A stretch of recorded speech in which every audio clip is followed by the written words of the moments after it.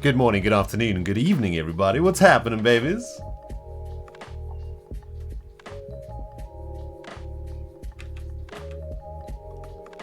Oh, we jamming tonight. Ooh. It's raining outside. I can hear the rain against the window. The Chihuahua's sleeping. We've got some lo-fi acid jazz in the background. Ooh. Nice. Feeling good this evening, my friends. How's everybody doing out there, man? Nice to see you all who have come to join us for this evening. Shall we go full screen, shall we? Boop. Full screen it is. Hey, I've been busy. I've been out here all day. Well, I started this morning getting a bunch of spruce. Had to do a bunch of giant spruce runs through the Giga Chopper. And some dark oak wood too. Because we're starting constructions of the loft. The pavilion of the racecourse. Got some of the foundational walls up right now. It's coming together. It's going to be sweet, man. I also went and got some ice for the tunnel track. Didn't get enough ice though. So I thought maybe what we do tonight, friends, we kick things off, go get ourselves some blue ice from the glaciers. And then we'll head back to Gigacorp Island, where I need to get myself a bunch of zombies into our golem farm. So we're busy this evening, friends. Sit back and freaking relax, babies. We're chilling. Spider Drama Queen is back at it here with the 3 months to kick things off tonight. Thanks very much, Spider. Or should I say Queen? Another month watching a rain. Yes, indeed. Thank you very much. You love to see it, man. Bluetooth is here also with the 26 months. Thank you very much, Bluetooth Goldfish. The episode today was great. Thank you. I certainly enjoyed it myself. Whenever I get to spend extended time with my friend Etho, I'm always very happy. Etho's a fantastic chap, and it's always a joy hanging out with Etho. Let's just harvest this thing, this mountain, shall we? Shouldn't take too long. Just hack all of this up. I think we need like maybe one or two more blue ice mountains to finish the tunnel. So we can kick things off today doing this. We got Pinkish Yellowish here also with the 25 months in a row. Thanks very much, Pinkish Yellowish. Welcome back. For the quarter of 100 months. What's up, Ren? Sending the best vibes your way. Thank you very much, Pinkish Yellowish. And, man, your guys' names are always so hard to say. Halalina. Halalina. 2 months in a row. Hey, Halalina. Hey, after a hard day work, the stream is so comforting. So comforting. Thank you. Thank you very much, Halalina. Halalina.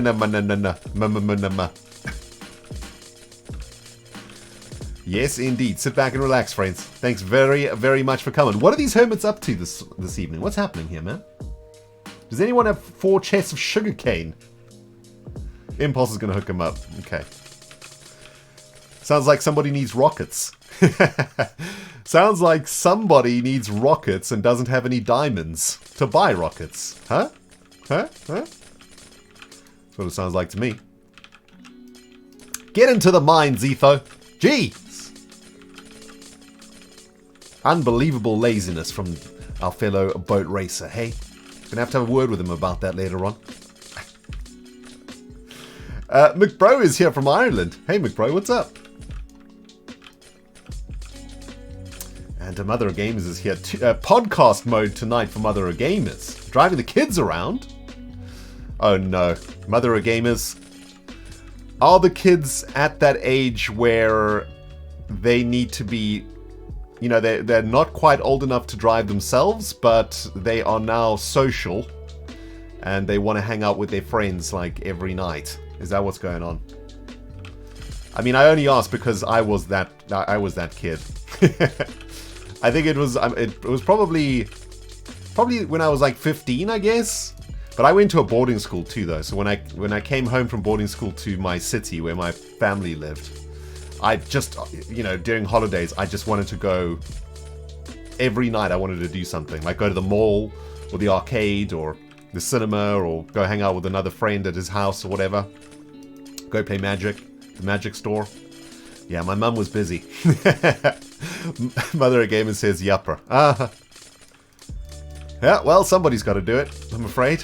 Sorry, Mother of Gamer. Hey, you made him. You made him.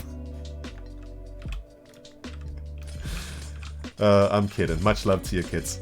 I'm sure they are awesome. They're teens, dance classes, and clubs, etc. tonight. All right, awesome. That sounds awesome. Hey, it's vicarious living, right? That's the cool thing about having kids. You get to vicariously be young again.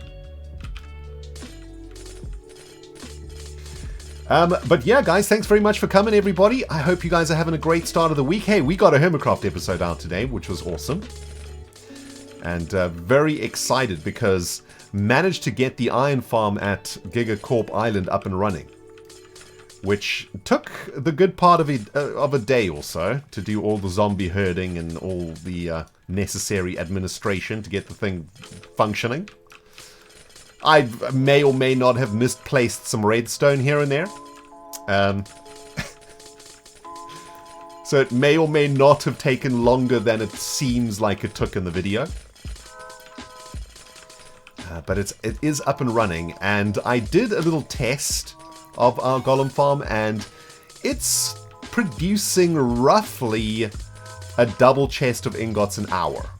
So I don't know how many ingots that is an hour. How many stacks in a double chest? I don't know. Double chest of ingots an hour. Not bad, but I think I want to get it going just a smidgicles faster. I want to double that speed. I want 2 double chests an hour and I'm happy. We don't need more than that. The reason that we need so much iron, and the reason why I'm not just buying iron from the iron shop in the shopping district, is because I want to use iron blocks for building. And we need like an insane amount of hoppers, and I don't want to just tax the server's iron supplies too hard. So we're making our own iron. Of course, we're working on a massive auto-sorting storage system next up in the series. So the sooner we can get the iron in the belly, the better. Which is why we need to get the farm producing twice as much. Dudes, we need to get the foghorn blasting, because Telemodian Dan is here with a 5 gifted subs. Thank you very, very, very much, Telemon, my friend. Hope you're doing well. Always a joy to see you here in stream. And speaking of foghorns and noises and whatnot, guys, one of the OGs is back at it with the 84 months in these here parts. Gothmod, dude, whoa. I was actually just thinking today, which of our OGs is going to get to 100 months first? I don't actually know who it is. You know, it might be Ironbounded, but I'm not 100% sure. I can't actually see, or maybe I can, I just don't know where to look. I can't see in the, in the Twitch statistics or whatever, who's the longest standing subscriber, but yeah, that's gonna be that's gonna be a thing. For sure. Which way did we come, guys? Is it this way? Oh no, I should have taken note. How did we get to this glacier? Oh dang it, I think it's this way. Thank you very much, Dan. That is very generous of you. I very much appreciate it. And Goth, my friend, 84 months is nothing to sniff at, man. Thank you so much, dude. That is just, it's unreal. And as I say, whenever I see my OG's name in chat, I know that all is well with the world. You guys certainly helped me get through the years with joy and happiness in my heart. So thank you so much, guys. All you OGs out there, man. You know what? I'm gonna give an extra tooth for the OGs. This is our last. This is what we did. We did this last time. This is our last stack of fireworks. I'm gonna get lost here, man. Dang it! This is what happens. I get distracted, and then I lose focus here, people. Wait a minute. I don't even. This is all new territory. I've never seen this village before. This is a new village. I don't recognize where we are. There is a frozen beach that I've never seen before. Oh, hold on. I think I know where we are. Okay, we're fine. Or are we? Wait a minute. Have I ever seen this village? This is a new village too. I've never seen this village before either. Okay, here we are. Here's Ethos track. Okay, good. Everything's fine. Don't panic. Speaking of amazingness, friends, we have got another foghorn and crowd cheering to blast. Because Hanana's here with the 10 gifted sub-arenas. Hype train getting derailed like nobody's business tonight, man. Sheesh. Hannah, thank you very, very much for the 10 gifted subs. I really appreciate that. That is very generous of you. And guys, if you did get a gifted sub from Dan or Hannah this evening, please, big thanks in chat, alright? Share some of that love. Please help me to say thank you, because it is a very generous thing for people to be doing, especially during these tough economic times. And I do appreciate it very much, guys. Leslie's here with the 500 biddies also. It's rain time, baby. Oh, you know it. Thank you guys very much, everybody. Hoops. Okay, this should theoretically be enough blue ice to complete the ice tunnel here. And if we can complete this ice tunnel, then we will head over to Gigacorp Island and begin working over there. I think I'll just get it done here. So there is a massive truck or something outside my house right now. Not sure what's going on, man. You know, it's 8 p.m.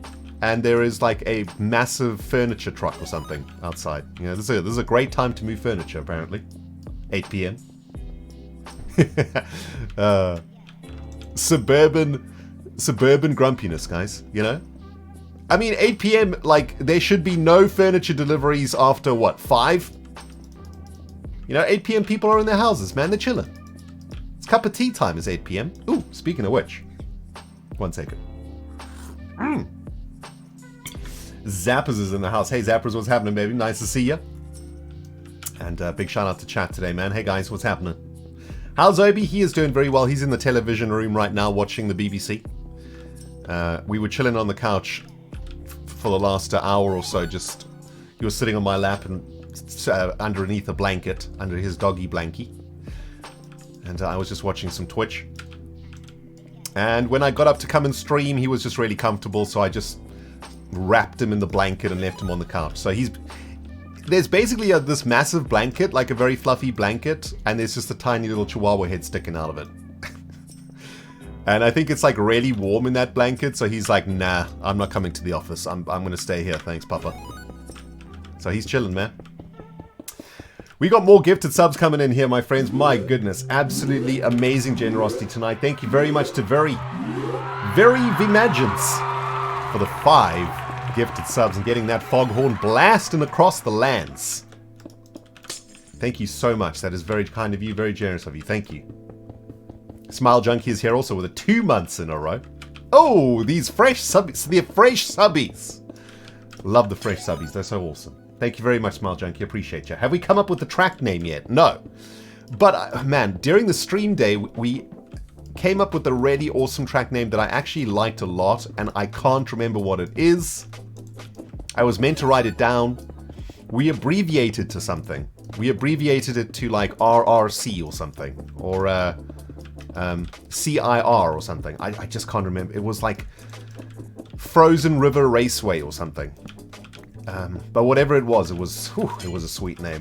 I really liked it, but I can't remember what it was now. Very annoying. Hello, Spark. First-time chatter in the house. I have actually seen quite a lot of first-time chatters in the house this evening. Hey, hello to everybody who's chatting for the first time. Don't be shy, people. This is not one of them toxic Twitch channels.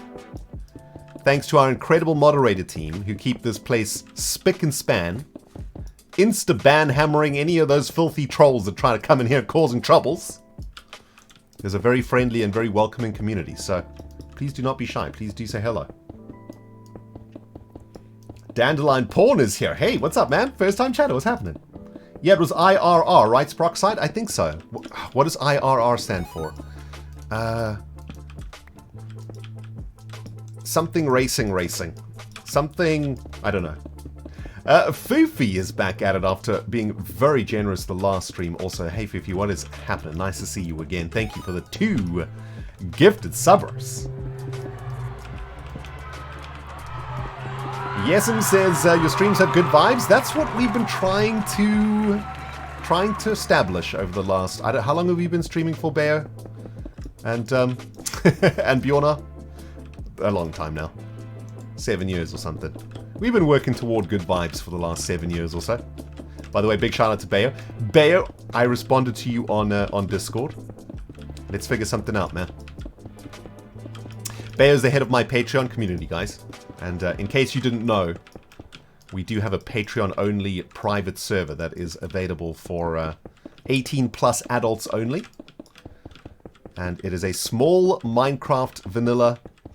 or Minecraft Java, rather, server, which is currently running, Bayo, if I'm wrong, please fix it. But it's 1.19, right? I think it's Java 1.19 that we're running on the Patreon server. And it's available to all Emerald and Diamond patrons of the Rendog. It's a private server, very small community. The idea of the server is to try and mimic the Hermitcraft server, where there's, 20 to 30 players maximum, and a very small group of players who, hang out together on the regular and become really good friends over time. That's the vibes of the Patreon server. It's basically Hermitcraft.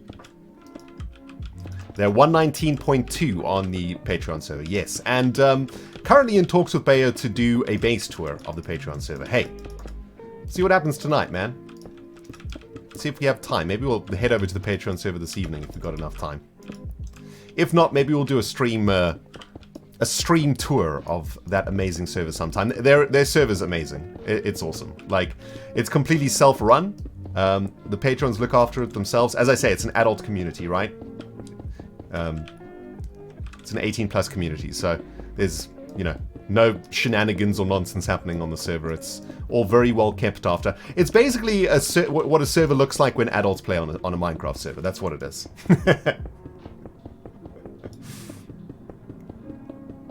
Haruna's hiding in a swamp. Nice.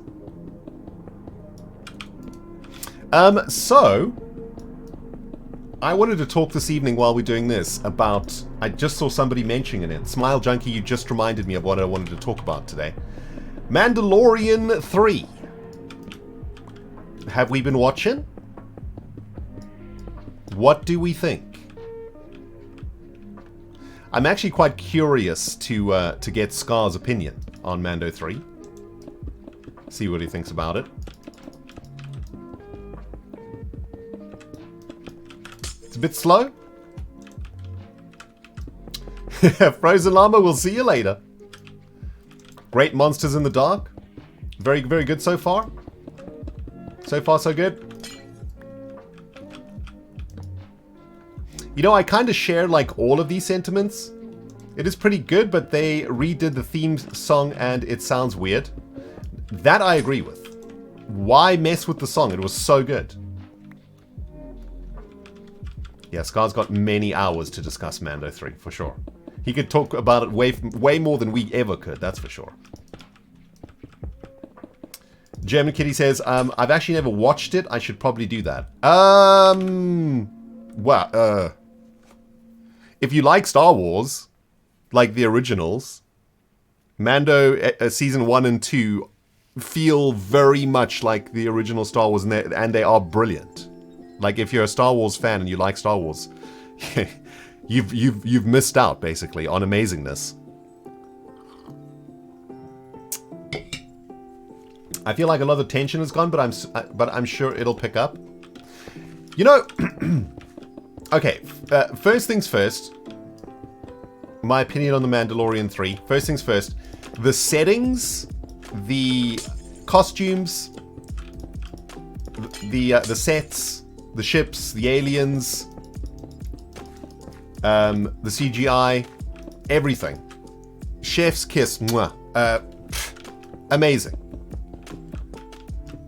an incredible combination of old style cinematics and CGI all fused into one to both honor the original Star Wars production style and herald in a sort of new era of, you know, improved graphics in that sort of cinema. I mean, amazing. Like, everything is just so tangible, right? Everything, like all the guns, like all the everything that's metal feels metal. It feels heavy. It feels like, do you know what I mean? It's so tactile. Everything feels tactile. Like, nothing looks like it's made out of plastic or it's a cheap prop. It's just all, I mean, you know, I gotta give Disney, whoever, you know, like the props and costume team and set team of Disney are just amazing. Just really amazing. So much so that you don't even notice it, right? Like, it's very immersive because the sets and the costumes and the props are so good that you stop thinking about them, right? Like, you know, if you watch an episode of, I don't know, good examples like Star Trek, right? Like, Star Trek will sometimes, and I'm talking about the older Star Treks now, from like the 80s and 90s, right? You know, every now and then there'll be a prop or something that you can clearly see is made out of plastic. You know, it's just like, and it kind of breaks the immersion when that happens. You know what I mean?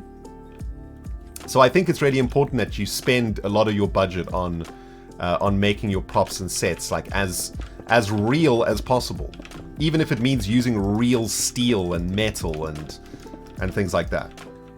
The new ship is just, oh, it's so good. It reminds me of a little. I get the same feeling as the first time I watched episode 1 when I saw like the pod racing for the first time. You know, it gave me that feeling, that just feeling of like, oh, that is so awesome. That ship is so awesome. You know, and like even just like the small things. Like, there's a moment where Grogu is in his little pod in the ship. His little head is sticking in like, basically, like, Mando's ship is like it's like a really fast little, it's a tiny ship, right? It's like a little cruiser ship. Or frigate, I suppose. And Mando sits over here, and then behind him, Baby Yoda like sits above him, and his little head like pops out of this glass bubble above him, right? Oh, man, why am I describing this?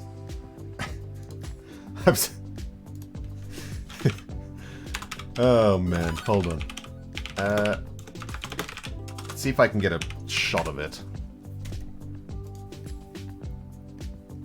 Describing this thing, and it's like so much easier to just show than describe, right?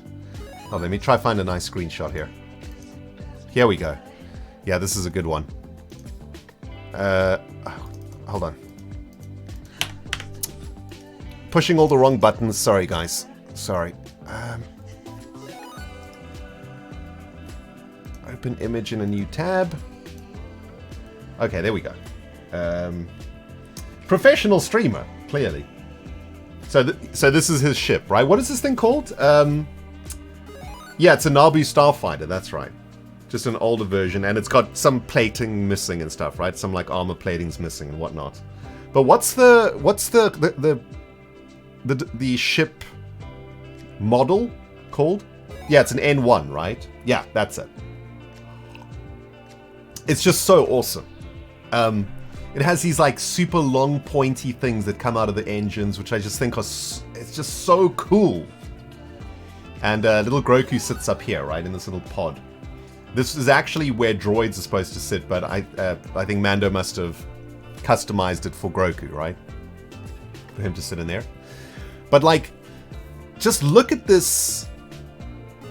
Look at this model. I don't know if they actually made a full-sized model. I'm assuming that they did. If not, you know, the CGI is just incredible. There's a moment where Baby Yoda's sitting in his pod, and the camera like gets quite close up on him, and it's just like a little. There's some scratches on the glass, you know, a little bit of smudging, you know, like on the glass. You could see the glass is like he found, you know, Mando found this glass dome in a junkyard somewhere, and just plonked it on. Just those small like details in the set production of modern Star Wars is just, man, it's just awesome. It's one of the reasons why, and sometimes Scar and I, you know, when we're talking about modern Star Wars, we disagree on whether it's good or not. I agree. Modern Star Wars script writing, awful. I mean, just really awful. Especially like the last three, just really bad. But the sets, the props, the CGI, the world building, just amazing. Just like mind-blowing. And it's one of the reasons that I actually really love watching modern Star Wars because, okay, yeah, the story sucks, but man, it's such a feast for the eyes and the ears. Like the audio editing in these films, in modern Star Wars, is also amazing. Like all the noises and stuff, like the jet engine noises and the weapons and the like all these. Man, the sound production is so good. And you know, that's the whole shame of modern Star Wars for me, right? If the writing was just good, modern Star Wars would be the best moving picture production of all time ever. It would be untouchable if the writing was just improved. Ah, man, that's what makes me really angry about it. Anyway, I don't want to get into that. We're entering Scar mode here, aren't we? Mandalorian 3. What I'm digging about it is I'm getting the Mandalorian vibes. And the Mandalorian vibes for me, let me try and describe what one of the things that I like about the Mandalorian 1 and 2 to start with. By the way, though, before we do that, let's get some beeps and boops going for Ossazor. 20 gifted subs on top of a 32-month resub. Ossazor taking the #1 spot for gifted subs this month. Has done it many times in the past. And the Patreon's really coming out tonight and looking after me. Thank you guys so very much. And Ossazor, thank you so much for the 20 gifted subs. Amazing. Joe's also here with a 45-month OG resub. And speaking of OGs, Boomers is here with the 57-month resub. Hi, Ren. Hope all is well. All is very well, thank you. Especially when you're talking about the Mandalorian. Stu Pods is here also with the 2 months in a row. 39 in total for Stu. Welcome back, guys. Goodness. So, one of the things that I love about The Mandalorian in particular, I can't believe we ran out of ice. Oh, this is outrageous, guys. Okay. We can't leave this until this is done, right? We'll be heading over to Gigacorp Island to herd some zombies in a second, but really, we must. We must finish this.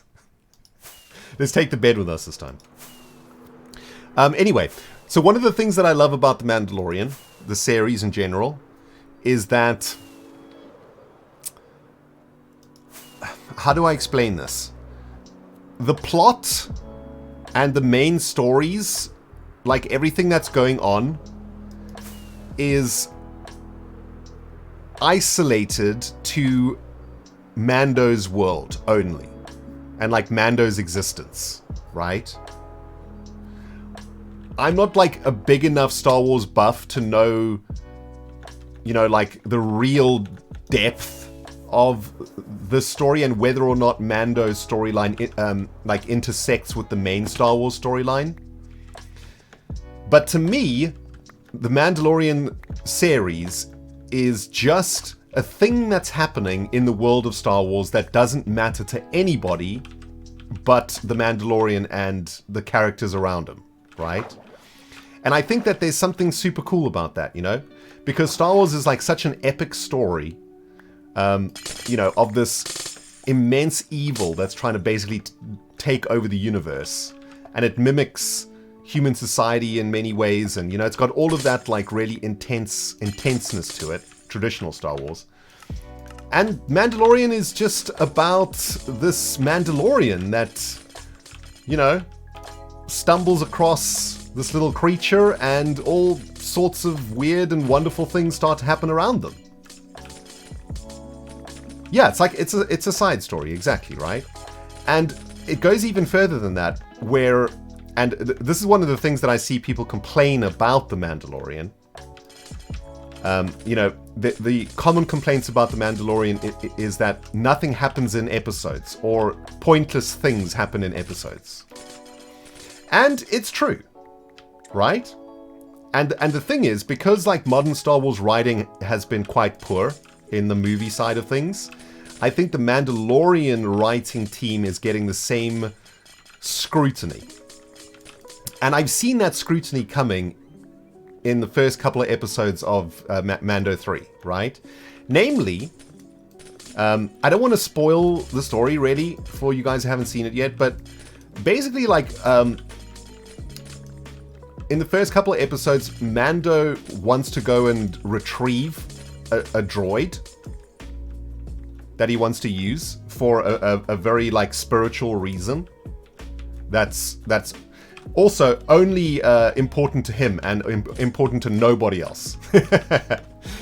He's on like a very selfish mission this season. Like he's doing a thing, like just for himself. And he wants to go get this droid and ends up just not using it at the droid in any way. And some people say, oh, you know, you spend the first 2 episodes of Mando 3 getting something and then not using it. What was the point of that? Well, that happens in life every single day, I'm afraid. You know, just the other day, I wanted to make like a stir fry. I needed some onions.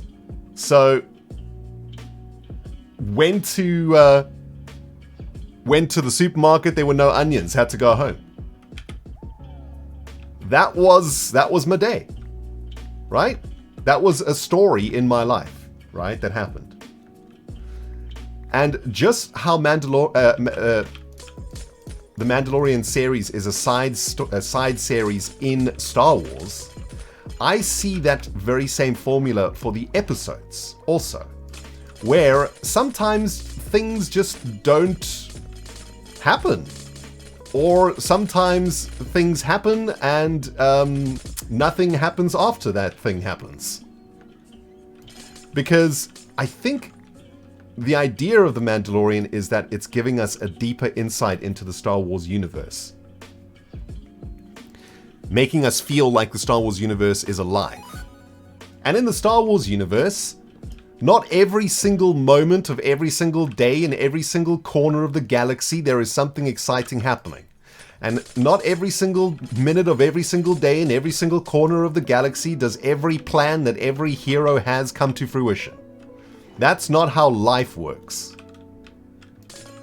And for me, I kind of like that about The Mandalorian. I like that sometimes there is an episode where the most pointless things happen.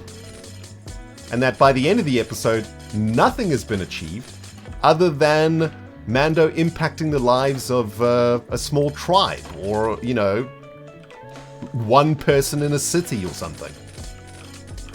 I dig that, man. If I want the epic Star Wars storyline stuff, I go back and watch 5, 6, 7. Sorry, 4, 5, 6, right? I'm with Mando for the small stuff.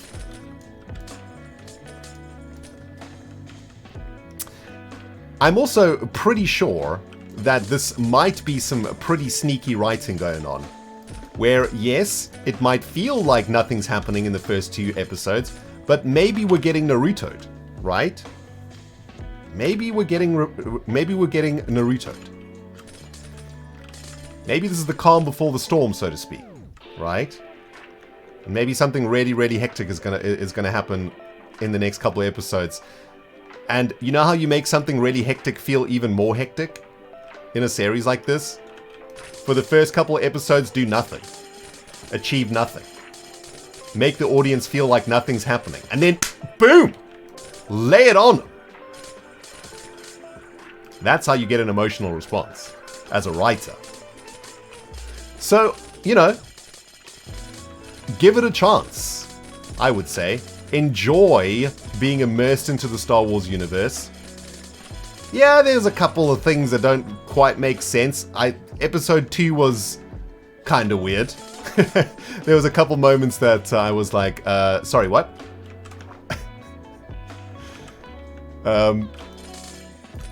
But, you know, I love the character still. I love the actor. I think he does an amazing job doing it. Like, okay, I'll tell you what, there was one moment in episode 2 that really annoyed me. One moment that annoyed me. Oh, the space whales. Hell yeah, man. Space whales were sweet. Completely pointless and probably cost $200,000 to a CGI. But I'm there for the space whales. Awesome. Just, that was an idea the director just had in a dream, right? It was like, oh, we gotta have whales when we're in hyperspace. Hell yeah, that'll be awesome. Although, I mean, like I say, I don't really know the Star Wars universe that well, so that's probably a thing from Star Wars lore, right? That was added in there. Dang it, I didn't mark how we got here again. Was it this way? Or was it this? Oh, I'm an idiot. How did we get to this thing again?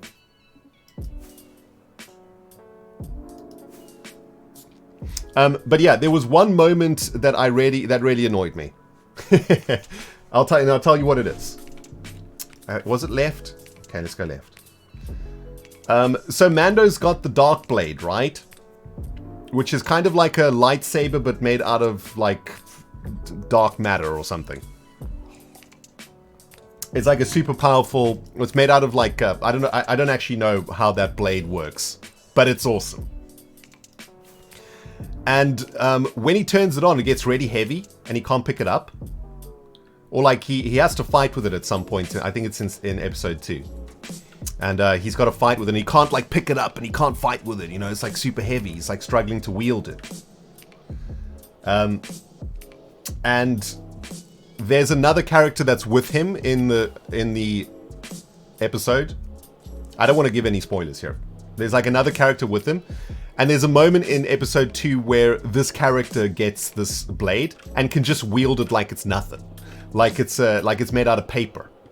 Where not 10 minutes before, Mando was trying to like pick this blade up, and it was so heavy that he was really struggling. And Mando's strong, you know, he's like a pretty strong character.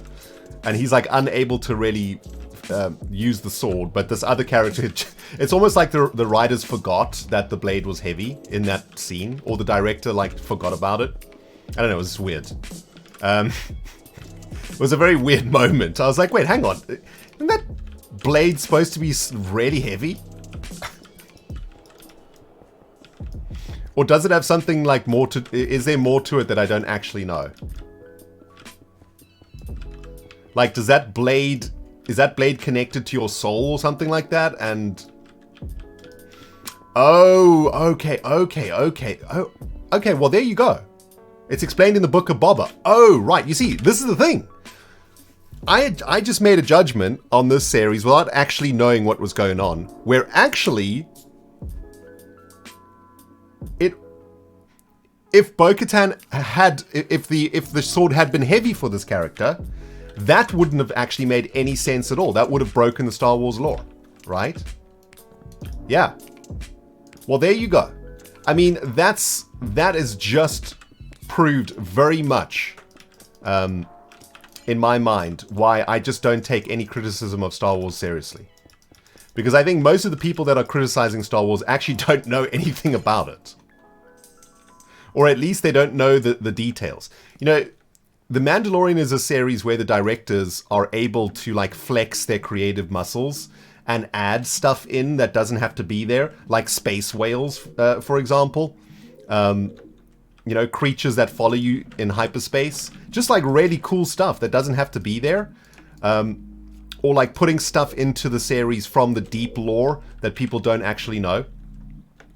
And that's what's cool about it. That's, you know... That's why I dig The Mandalorian. Because it's a series where the directors have a bit more freedom to experiment with, like, expanding the world a bit. And I think that's super cool. I'm going to look into this now. Like, I just assumed, as I guess all the critics assumed, that the blade was super heavy because it was made of antimatter or something. But it's actually got so much more to it. The blade is heavy for Mando because maybe, I don't know, maybe Mando's like has a good soul or something, and the blade doesn't work with him because of his like soul type, you know? Like there's obviously so much more to it, and I need to look into it. The whales are from that live in hyperspace are from the animated series. Awesome. Isn't that awesome? Like, how cool is that, man? That's so awesome. That they bring all of these things from like the greater Star Wars universe, from the anime, from the like the comics, like from, and they put it in the series. I just think that's so cool. By the way, we can start feeling like the speed through the tunnel now, right?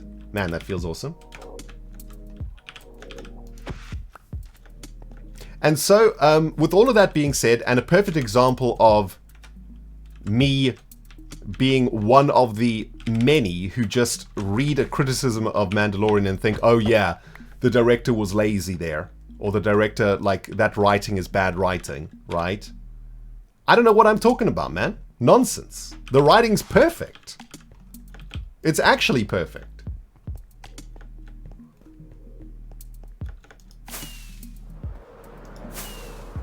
Yeah, man. I don't know. Maybe it's controversial, but I think the Disney Star Wars team gets like way too much flack. You know, there's obviously some stuff they're messing up. Like that's undeniable. But when it comes to Mandalorian in particular, I'm struggling to not see it as just like a really incredible series that I just love. By the way, this job is done, friends. Awesome. Tomorrow I'll like finish up this bit of icage here. I mean, I suppose we could finish this up together, right? All we need to do is get some water sources flowing here. And I love it. I just love the series. I think it's brilliant. It's just it's one of my favorites for many, many years. It's been a long time since I really loved a TV series, and The Mandalorian is one that I truly love. It is fantastic. Did I watch Andor? No, I haven't watched Andor yet. That's next on the list.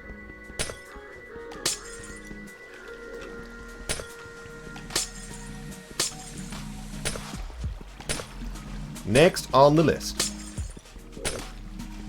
Andor's good, you guys say? Andor was well done? Awesome. Well, Disney subscription getting put to good use here, guys. California Moon, 17 months in a row. Welcome back. The best days are Ren stream days. Thank you so much, California Moon. I appreciate that. Very kind of you to say. Andor was so good. Okay. Oh, now you guys got me excited, man. I got more Star Wars to watch. Awesome. I'm like one of those Star Wars fans that I'm not invested enough to know the deep lore, right? But I am a big enough fan to defend it. You know, to defend the franchise to the teeth. And I will watch anything that gets made. I'm that kind of fan, right? I'm also like fascinated to talk to people that are mega fans. Like, I could listen to Scar talk about Star Wars for 6 hours. It's fascinating to me, you know? Like, I'm not invested enough to go do all the research myself. But I remember in Season 6, when I was working on the Star Wars base, and at one point I was working on my base, which was Vader's castle, or Vader's fortress. And I was asking Scar about the fortress itself, you know, like, what is it? Does it have any purpose? And Scar was just, like, telling me all of these amazingly cool facts about Darth Vader's fortress. It's such a cool... It's on such an awesome world. It has such an important role to play in that particular side story. It's just fascinating, man. It's awesome. Cobra, what do I think of Mandalorian Season 3 so far? I've just been talking about it. I think it's really... I'm really enjoying it because I just feel like it's building up to something juicy. I think we're getting lured into thinking that nothing is actually happening, but there is something big coming. I really loved the fact that we got to go deeper into, like, Mandalorian society and have a look at, like, you know, into the traditions of it and whatnot. I think that's super cool. You know, in some ways, like, the Mandalorian doctrine, I suppose, I relate to it in some ways, in that I am a sort of lone ranger type character, much like, I guess, a Mandalorian is. I've always just done my own thing in my life. I guess relatively narcissistic in that regard. Never really was a social person. Always striving for greatness. Always trying to be good. Sticking up for my own values and beliefs to the core. You know, following my own way without compromise. So I don't know. Yeah, there's certain elements of Mandalorian society that I kind of relate to, which also makes it kind of interesting for me to watch. Man, we're supposed to be herding Zomberts here, friends. Sheesh. And we're smashing ice. Anyway, it's awesome. I can't wait to carry on watching the rest of it. In fact, I think I might go back and watch Mando 1 and 2 again, because they're awesome.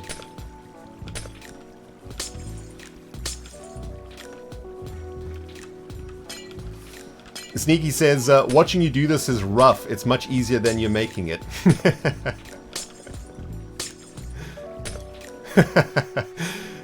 Oh, Sneaky. Obviously, this is your first time watching Rendog play Minecraft, clearly. We never do anything easy around these here parts, friend. No. That's not how we roll. I'm sure there's, like, ways to... Okay, there we go. Yeah, there's ways to just, like...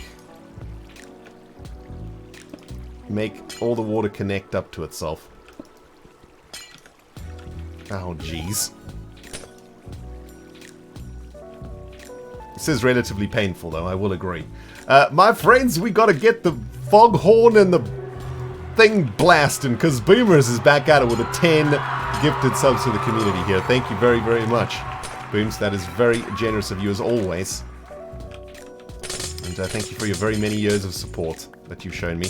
And 10 gifted subs is a lot. Thank you.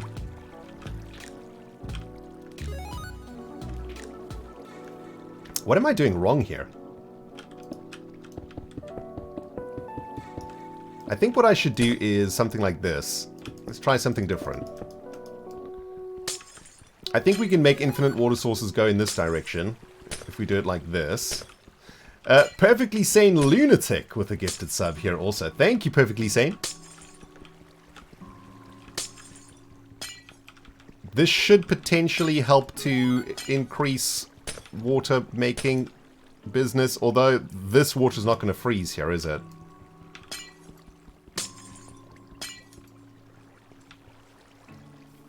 Yeah, this is probably there's probably a much easier way to do this, to be fair. Oh man, let's just go collect some more ice from somewhere, shall we? Oh man, you hate to see it. Carrie Berry is here too. Hey Carrie, how you doing, baby? Okay folks, my 8-year-old son has a Minecraft question. How do you make a totem of undying look like yourself? He has bedrock. That is a question that I cannot answer, I'm afraid. I have no idea, Carrie. Bedrock. Enough said. I'm kidding. But yeah, bedrock is, yeah, something I don't know anything about. Maybe there's somebody in chat that knows. I guess that's why you asked chat and not me. I see how it is.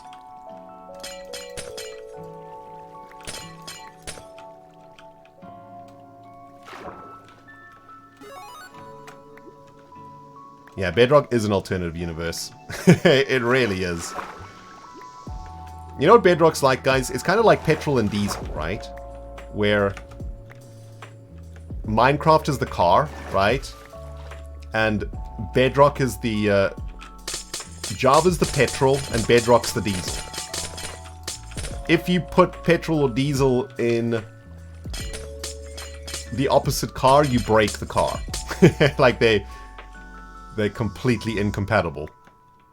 Even though they are all cars, like the fuel type actually destroys the car if you use the wrong fuel. It's kind of like that.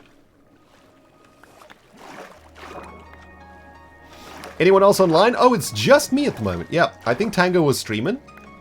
And looks like he's done. So just us on the server right now, guys. We're chilling, man.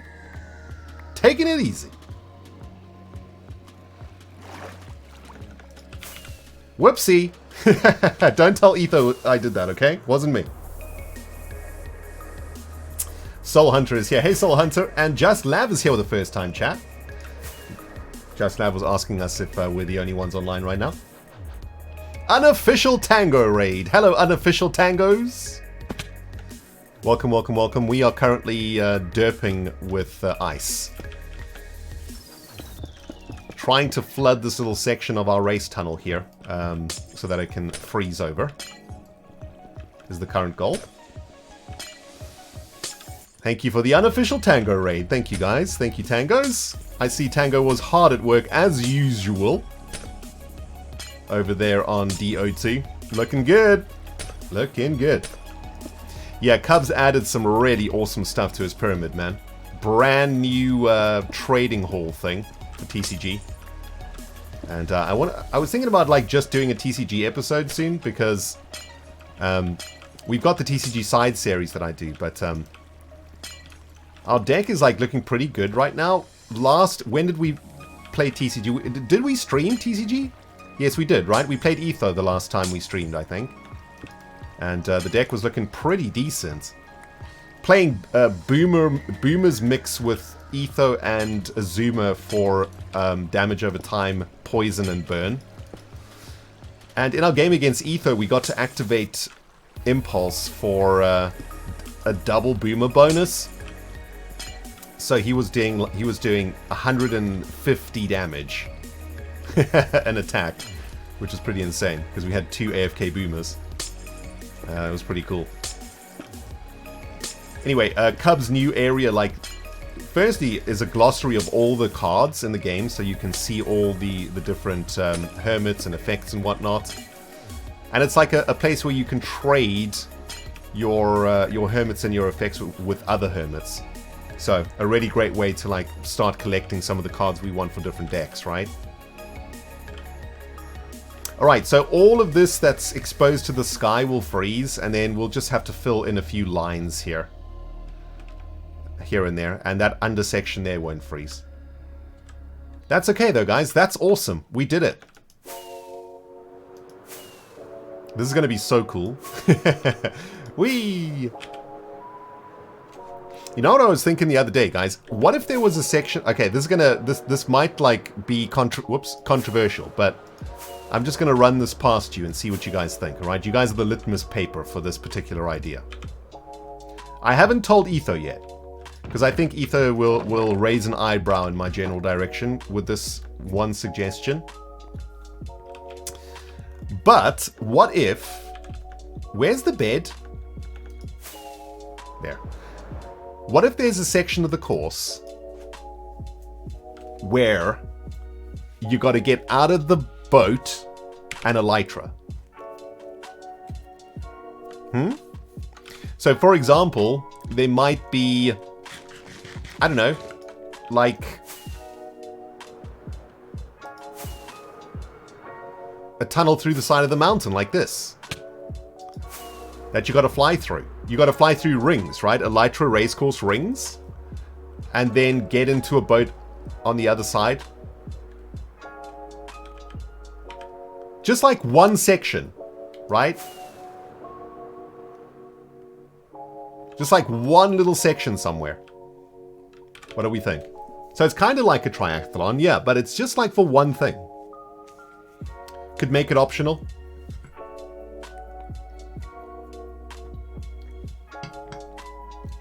Problem is, like, the problem with it is that the Hermits must have an Elytra and rockets on them. That's problem number 1. Problem number 2, boats get left on the track that you have to clean up.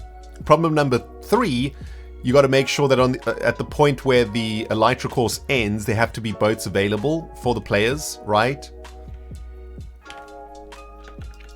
It could be cool if it was seamless, right? Like if you could fly in the boat, wouldn't that be sweet? If you could, wait, you should be able to Elytra in a boat, right? Wouldn't that be awesome? Maybe oh, dudes, what if in Minecraft, oh my goodness, this talk about going on a tangent. I just want to go over through this thing one more time. Let's go full immersion mode too, right?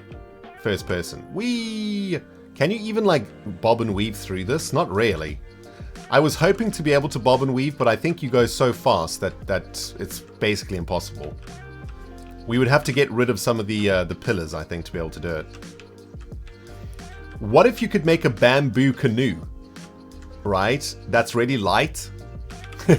Like if you made a boat out of bamboo, you could Elytra with it attached to you. It's like a, it's like a canoe, you know, like people that go canoeing in like rough waters and stuff, like they're strapped into that freaking boat, man. If they flip over, they're attached to the boat in many ways. Man, that'd be sweet if you could have a boat that you could Elytra with. Awesome. Anyway, we've laid down the ice. Great. Let's head back to Gigacorp Island, guys, to do our main project for tonight, which is getting zombies into our golem farm. Exactly, Pornzilla. I want to be a seaplane when I grow up, exactly. What do you want to be when you grow up, Rendog? Seaplane, please.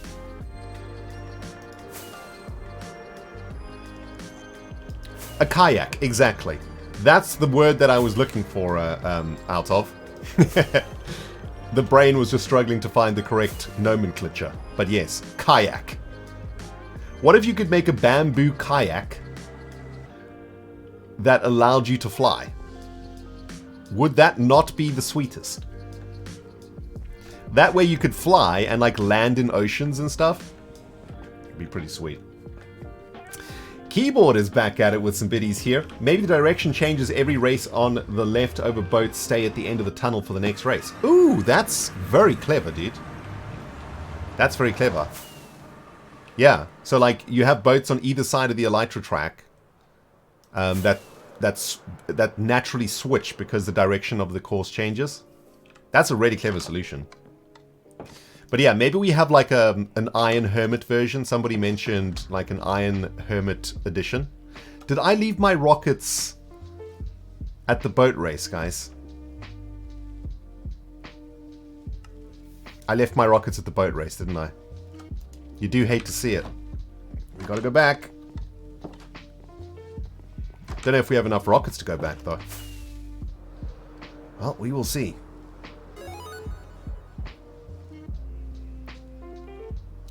I did leave it there, didn't I? I'm an idiot. Foxy Ninja Bear. Hey, baby, what's happening? All right, I'm heading off to work. See you all later. All right, Ninja, see you later. Yeah, then we have to walk, exactly. Luckily, it's not too far to the boat race. It's just up here. All the way to the end of green. The wonderful, amazing PG is back in the house, guys, with a 49 months. You know what, PG? You get the foghorn and the alarms, because you're amazing. I can't see the devs making it possible to leave the water, but using rockets to hydroplane your boat would be awesome. Oh, that would be so awesome, yeah. Like, just to use rockets to go super fast in a boat. That would be sweet. Do boats break when you run them into cactus? Yes, they do. We were using that mode to collect the boats at Speedy Pines. But I see what you're thinking, Dan. You just race into a wall of cactuses, and your boats get collected automatically, and then redstoned to be collected on the other side. Okay, I like it, Dan. I like it. That makes sense. That makes a lot of sense, actually. All right, off to Gigacorp Island we go, guys. We got Zomberts to herd. The Chihuahua has arrived, by the way. Let's see if we can say hello. Let's see if we can say hello. Hold on. Hello, my boy. Hi. Hi. There he is. Hi, handsome. Hi, my boy. He's very sleepy, as you can see. Hello, my boy. Hi. Sneezy time. I say the word snooze and his ears just shiver. His ears shiver with joy. Yeah, he's going to have a lovely sleep now, man. We had a nice long walk today. Because the sun was out. Oh, man, I got very first... All you beautiful people in the UK, did you guys feel the sun today? First time this year that I felt the sun actually, like, warm my skin. Sat out in the sun today for about 15 minutes. It was awesome. Getting some of that vitamin D, man. Elk Maiden, 2 months in a row. Almost missed that one. Thank you very much, Elk Maiden. Where are we going? Blue next. And Elk Maiden says, 2 months? That's cool. Not going to lie, I forgot I subscribed at all and was planning on doing it anyway. Thank you, Elk. Jim! Party face. Stream says hi. Lunatic, thanks again for the gifted sub also. And thanks everybody once again this evening for all the sub bombs that have been coming in, man. You guys have been very generous tonight. Thank you, guys. Brassy is here with a 3 months in a row. Triple hearty face. Hey, a Rendog, dog, bulb, and chat. Hey, Brassy, what's up? Germany was freezing? It's like middle March. Shouldn't things be getting a little bit warmer in Germany now? Blub, brand new Prime subscription in the house, my friends. Thank you so very much, Blub, for taking some cash out of Mr. Bezos' pocket and sending it straight to me, man. I appreciate that. Thank you so much. Thanks, Blubbers. Oh my goodness, look at this. The evening team have arrived. Hey, Cup. Hey, evening team. Looks like, these look like TCG players to me. Whenever Cub fan arrives, you know that there's probably TCG around the corner. Man, I'm tempted to go play some TCG, guys, but I gotta get this factory done. So this year, I'm very... Oh, Cub's also streaming? Awesome. Nice. Yeah, 3 days... we had snow in Germany. Yeah, we had snow in England also. But it snowed in the morning, or it snowed at night, like overnight. It was about 2 inches where I live. And then by 5 p.m. the next day, it was gone. Razorfane, thank you so much, my dude, for the Bezos resub. Or should I say the Bezos first time Prime sub. Thank you. They should call that a Bezos sub from now on. It's not a Prime sub, it's a Bezos sub. I should probably be careful, right? Probably. Anyway, if you missed today's episode, exclusive previews incoming, managed to get the Iron Golem farm working. And, it's absolutely awesome. In the episode, we dropped the Zomberts into the farm. And as you can see, it's working perfectly. The little Zomberts pop up every few seconds or so, scare the living hell out of the villagers. These guys don't look scared though, right? These villagers are just staring at zombies straight in the face. Look at them. They're like, you what, mate? You what? Man, these villagers have gotten really brave, actually. They're supposed to be panicking. I mean, I say the farm's working. Currently not working. I think it takes a few minutes to kick in because of the villagers' like work time schedule things, whatever it is. There we go. Now they're coming. So we're getting about... I haven't really counted the numbers exactly, but it's something like 10 golems a minute or something. So it's not like an insane amount of golems, but it's quite a decent amount. But I think we're going to need a lot more because I want to use iron blocks as decoration for our next big project. And so far I've managed to gather, what, 2 double chests, and that's it. Wait, where's the next collection then? Uh-oh. And 2.5 stacks of bone meal. Nice.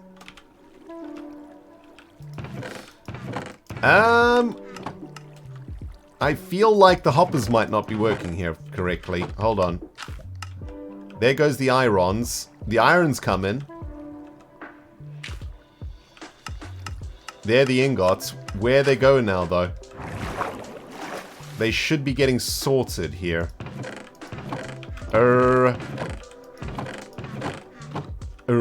Uh-oh. Houston, we have a problem. I think...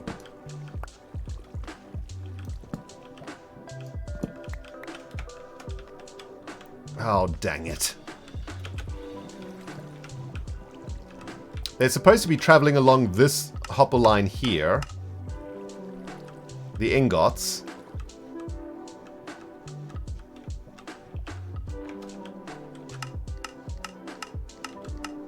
So theoretically, they should be ending up in this... Oh, wait. Are they... Oh, I see what's happening. They're going to fill... Oh, here we go. They're going to fill up these back hoppers first. Like the hoppers behind these 2 chests here. This hopper's got to get filled up before the next... Yeah. Okay, I'm an idiot. Never mind, everything's fine.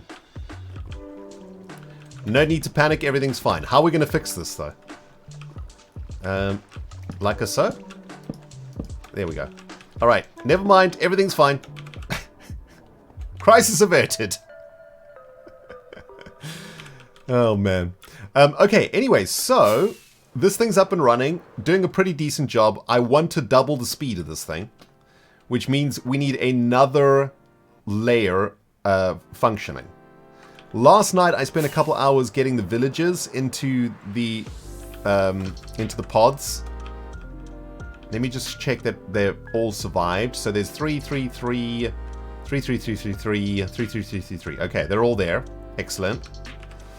Next job is to get the zombies into the holes. So that's what we're going to do now. And to do this, we're going to need some gravelays and some patience also. Also, warning, probably derp incoming. So, if you're allergic to derp, maybe go watch Cub.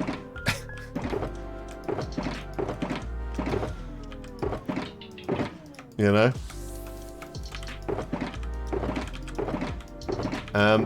Okay.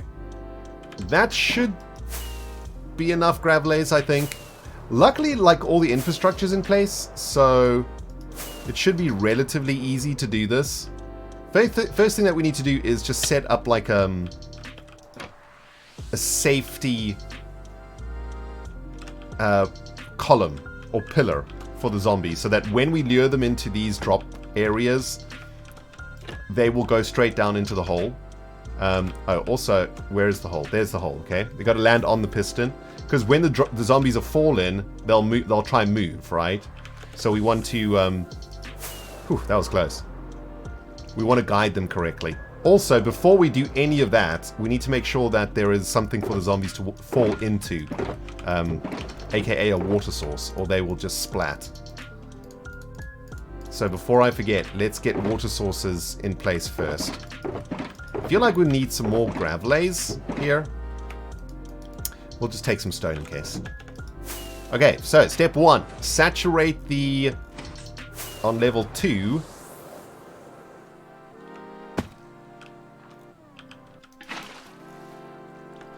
Water source above the pistons. That's step 1.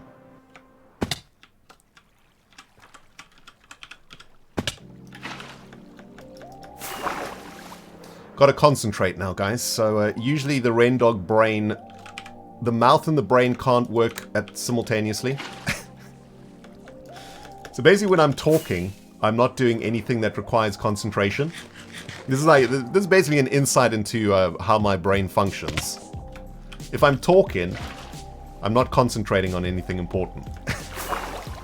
I should probably be concentrating on talking, so that I don't just talk gibberish all the time. But, you know. You know how it is. Okay, so theoretically speaking now, because this worked for the layer below, should be able to just pillar up here and we'll eventually get up to the top there.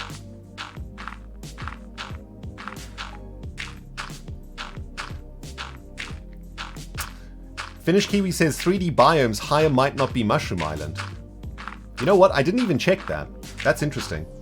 Got a first time chat here from Lillian who says, how can you have a mob farm in the mushroom biome? Don't mobs not spawn there? Oh, no, what I did was, this is actually built above the ocean. See, we made like we got our villages above our iron farm here. So we're populating the iron farm with villagers from the spawning platform. And then I built a scaffolding platform all the way out to ocean. So that's spawning boxes in the ocean.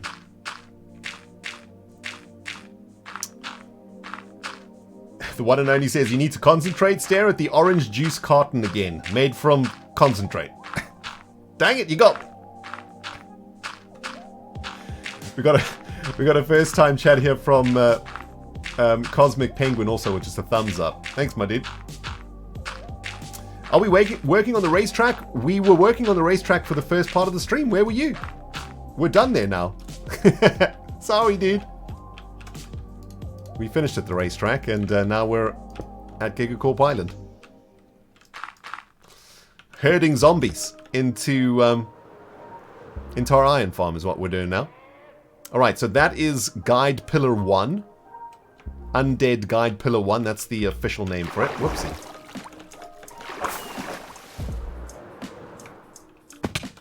And we want to make sure that it's on the inside. Wait. We want to put the pillar in the correct position. I can't remember how I did it yesterday. I think it's this side. Dudes, what did I tell you? What did I tell you? The Cub fan.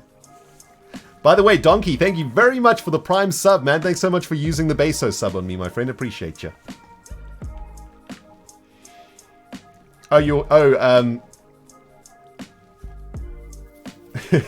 Some jerkbags here with the first time chat. Oh, weird. I was just watching your video racing against Ether. Okay, I see. Yeah. Yeah, it's got to be this one. This is the one. And of course, Etho says I could play a game. Are any of you surprised that Cub Fan and Etho are about to play TCG? I'm not surprised. Aaron Rusty's here saying maybe I'm repeating it too many times, but it is a must-have not for boat racing. It is called Boat Cam. Oh, dude, I think I read your comment today. Did you make a comment on my video about this? I have no idea what Boat Cam is, but I am curious and very interested. Oversea Kraken says, Cub abandoned us for TCG. Oh, man. That's funny.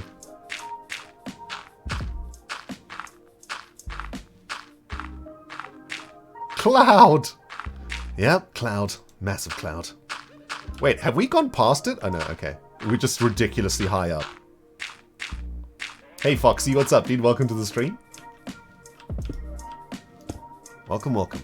Oh, by the way, guys, speaking of streaming, so for those of you guys who are regulars, I'm pretty much just talking to the regulars and the mods here. So at the beginning of the year, we decided that this year we were going to try and stream a lot, right? Or at least try and stream more than we did last year. And I was having a look at the number of streams we did in February. And I think we did like 13 or 14. Or maybe it wasn't that much. I can't quite remember. Oh, we ran out of stupid gravel ace. Where did I put all the gravel? It was like 13 or 14 or something like that. Maybe less. It was definitely in the tweens, though. Which is basically... the good news is, it's the most amount that we have streamed in a month for like a year or something. And statistically speaking, we streamed like every second day. So, big shout out to the mods. Thank you guys for coming in for all of that time, man. Sheesh. I think we're a little bit behind on the number of streams for March. But, yeah, had a bit of an IRL anvil arrive at the beginning of this month, unfortunately. Getting through it, though. Feeling a lot better this week. And February's less days, also, exactly. Not doing MCC this time around C21, but I'm going to try get back into it. For the next time. If I can. If they'll have me, of course. It's been a while.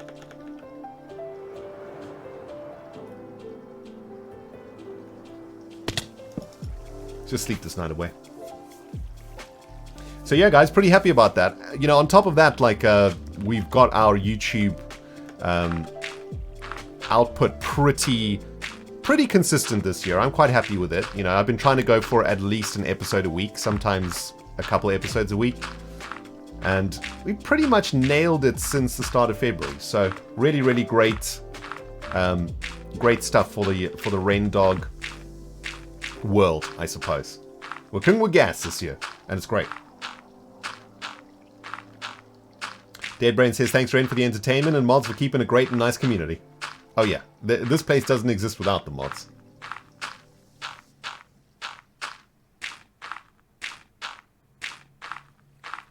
Monsieur says, I have an unhealthy TCG obsession. Either like playing it online or watching the Hermits play.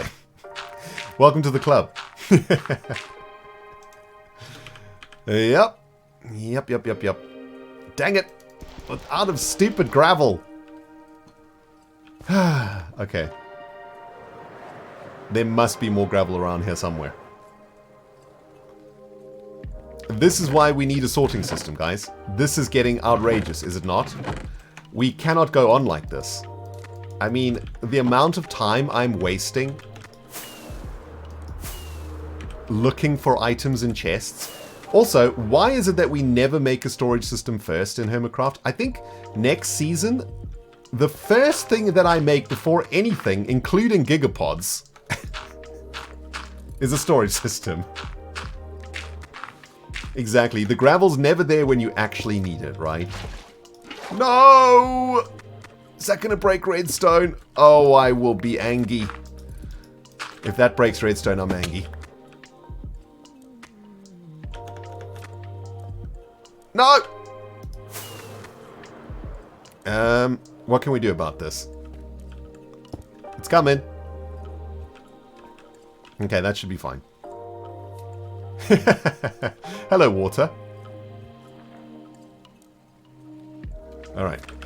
Everything's fine. Nothing to panic about. Alright, sweet. So, pillars are in.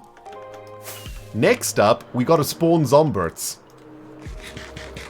So we need to get the bow out, I think.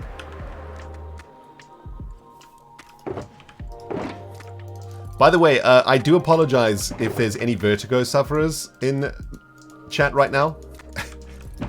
I've been flying up and down this thing for like a few hours these last couple of days, so I'm kind of used to the vertigo, but I can definitely see how some of you guys are maybe... Your stomach is turning as we zoom up and down this. So I do apologize. This is one of those situations... Oh, guys, I hate myself. I don't know where the bow is. I have no idea. I have no idea where the bow is. I don't know... Okay. We're going to have to go through every single chest to find the bow. I might have put it in... Okay, never mind. Never mind. I was AFKing here for a bit. Doing some testing of the farm. Found it. Everything's fine. Right, back up to the top we go. I really need to fix the chest monster hive. I know, dude. I know. Trust me, I know. The plan for us right now is to build this iron farm so that we can get enough ingots to make an insane amount of hoppers. And then we're going to be building an auto-sorting system on this platform here. And it's not just an auto-sorting system. It is going to be an insane auto-sorting system with thousands of hoppers, thousands of impulse filters, and we're going to sort probably 300 to 400 items automagically. And then we will never have these problems again. But, you know, one thing at a time. First we need iron, so that's what we're making first. Are we on... how do we spawn Zomberts on a mushroom island? Well, if we take a look here... We'll have to fly up pretty high to see this with the Gigabug. You will notice that the spawning platform is not on the mushroom island. It is in fact just over the edge of the mushroom island in the ocean biome. And that's how we are spawning our Zomberts in this dark room over here. No Zomberts there right now though, so let's just start doing a bit of spawnages here. And get the first drop ready. Oh, you know what? We are going to need blocks for this. Dang it. Okay, hold on. We need to get some blocks. Here we go again. Here we go again. Just some solid blocks will do. Let's just get some calcite. That'll be fine. Anonymous here with a gifted sub to Adeline. Thank you very much, Anonymous. I appreciate that. Goodness, guys. Thank you so much for all the support tonight, by the way. We got 888 subs. Oh, that's outrageous numbers. Thank you, guys. 888, man. Isn't that like a lucky number in casinos? Also, need to make sure the room is actually a dark room, right? If we're going to spawn anything in here. Hello, Zomberts. Okay, so the way that this works is, of course, the zombies need to hold an item so that they don't despawn. So we need to kill some of the mobs in the dark room so that the zombies pick up the giblets of the dead mobs. So we might have to kill a couple of the zombies. There's a creeper face over there, so we'll take him out. Hopefully a zombie will spawn on that gunpowder there. And what we need to do is just go back and forth here to reset the spawns inside of the box. And we just need 4 zombies tonight, man. That's it. Mystical Maid says, well done, guys. I gave my Prime sub to False this month. That's okay. False is also amazing. I know that the Rendog is amazing, but False is even more amazing. So I'm happy that you gave your base sub to False. I approve of this gifted sub. Alright, I think we have to like stay a little bit away for a bit. Maybe we can use the Gigabug to spot the spawning. So there's one fella in there. Okay, there come the skeletons. There's a couple of people on the server right now, right? We got Cub, we got Ether, we got Gem. And we got us. Okay, that's a bunch of creepers, bunch of skeletons. We'll use this wave to generate some items for the zombies to pick up. So let's just get in there and do some slaying. Whoopsie. That arrow's going to hit a mushroom. Riff Raff. Hey, Riff, what's happening, dude? Nice to see your name again. 27 months in a row. What's up, man? Hold on, the skeletons are not happy. Can't hit me from here, can you, fella? Get wrecked.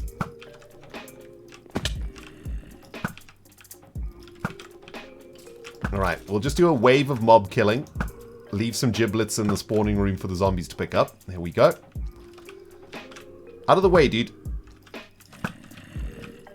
Get wrecked, skeleton. Okay. There's another fella. Ooh! Oh, we killed the zombie. That's fine. That zombie wasn't actually picking anything up. Nor was that one. Okay, there's a lot of giblets in the spawning room now.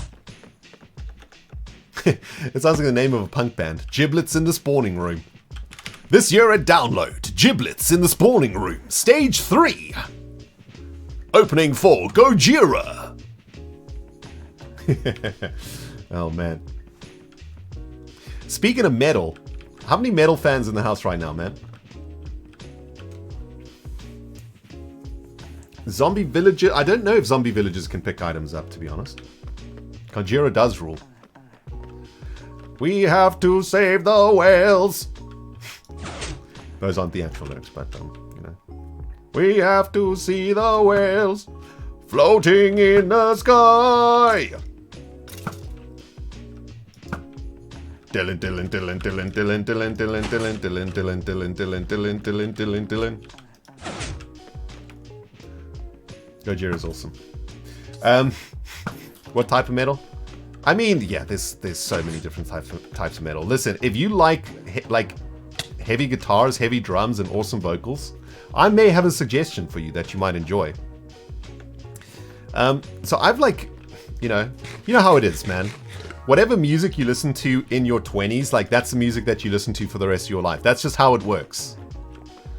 For those of you who are in your 20s right now, like whatever your favorite band is and music is, that's probably what you will love for the rest of your life. That's just how it, I don't know, there's actually some like psychological theory behind it.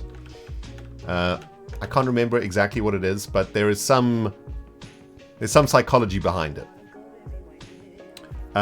However, that doesn't mean you can't try to like other music or other bands. And that's what I've been trying to do recently. I've been trying to listen to, like, I was trying to think to myself, okay, if I was 18, what would I be listening to, right? I'd be listening to like metal, but what would I listen to? And so I've been trying to like find like the metal of this, like, what generation, century, whatever. Most of it is like Degent, which I don't actually like very much. I've tried very much to like Degent. I think probably Periphery is about as far as I can stomach. And I do like Periphery a lot. Periphery, like, were the pioneers, though, I guess, of Degent. So, you know, they know how to do it properly. Or he does, anyway. But recently stumbled across a young band that I think is exceptionally good. And, well, not all the records, but like the latest one that that's coming out now, and the one, not the last one, but the one before that, are actually becoming two of my favorite like metal records for a very, very long time. And the reason that I like this band is because I think, especially in the latest stuff that they're bringing out now, like literally the last couple months, their single releases, I feel like they're a young band that are now finding their sound, right? Joda, I'm like a big fan of Ghost also, and you know what? In many ways, this band reminds me of Ghost, where Ghost took a while to find its sound, but when it locked into the sound, it's just awesome, right? And it's a really weird band that is like, I think it's in a way like, visually and lyrically and you know, all of that, I can't quite relate to the band because I feel like, you know, obviously it's a band that's relating to the youth of today, or the younger generation of like the 20s to 30s, in exactly the same way that, you know, for me, you know, my favorite band when I was a teen was or when I was in my 20s was Deftones, right? And like, I really love Deftones. I really love their style. I really love the way Chino like dressed and his fashion sense and all of that. And I kind of dressed like him also. And, you know, whereas like, you know, somebody who was older at the time probably looked at Chino and thought he was an idiot. But I thought he was awesome, right? And that's the same sort of thing for this band. Like, I can't really relate very well to the style and stuff because I'm just too old, you know? But the music, especially for the last couple of releases, is just really, really impressing me. And this is a band called Sleep Token. And I'd like for you, for those of you guys who are maybe, you know, similar to me, you're into Deftones, Tool, you know, Perfect Circle, you know, Korn, Mastodon, you know, like all of those sort of prog metal, new metal bands, I would recommend giving them a spin. In particular, the two new singles on YouTube. The song is called Choke, the one song, but the song that I would really recommend. In fact, I don't even remember really what it's called because I haven't been listening to it. I only started listening to it today because my brother recommended it to me. We've both been listening to this band for a while, but I didn't actually know there were new singles out. And this is the song that I would recommend listening to is The Summoning by Sleep Token. And the reason that I like it is because I feel a fusion between the old and the new in this record. Like in this single, The Summoning. There is a touch of Degent in it. There is that like modern metal tone in the guitars. But then in the drums and the production and specifically the wall of sound, I get like Devin Townsend vibes. I get like Deftones vibes. And I also get like 90s progressive metal vibes. And to me it feels like a young band that has some like old roots in it, or at least has discovered some old roots in it. And man, that Summoning track, The Summoning, and the other single called Choke, awesome. That one's holding a sword. That one will despawn. Sword is it needs to be an item that it picks up. None of these zombies picked up anything, I'm afraid. They gotta go. I'd love for you to listen to it and let me know what you think, man, because I am just kind of blown away. Like I say, I've been listening to Sleep Token for a while, and another one of their albums that I really like. There's a couple of albums that are like hit and miss for me with Sleep Token. I feel like it's a band that's growing up, that when they first started they were really young and honestly kind of pretentious in a way. They're trying to do like the Slipknot thing where they on stage, and like the Ghost thing, they wear masks, you know, you don't know who they are. Like they're trying to do all that vibe, but actually the music behind it is actually pretty powerful. Yeah, Sundowning, their record from 2019. I recommend giving that one a spin too. Really, really great record. The one afterwards, I didn't really connect with that well, but it's like a young band that I think is finding its sound now. And so I'm just on board. I'm just loving it. And you know what? Like, Sleep Token is quite an accessible band, actually. Because the singer is not like any vocalist that I've ever heard. He has such a unique voice, and such a beautiful voice. He's not a screamo, right? Like, this isn't a screamo band. This is like a Degent, new metal band with someone who can actually sing. He is a really amazing singer, and his voice is very unique. Almost to the point where it's one of those voices where some people will hate it, right? Like, it's such a unique voice that some people might actually hate the sound of it. But he has like really good control in his singing. You can hear like he's classically trained. And he has a really great tone. And the guitars and the drums just sound so good. They just sound so thick and like heavy, man. But also heavy, but with like it's heaviness over like really beautiful melodies. I don't know. It's a great band, man. It's a great band.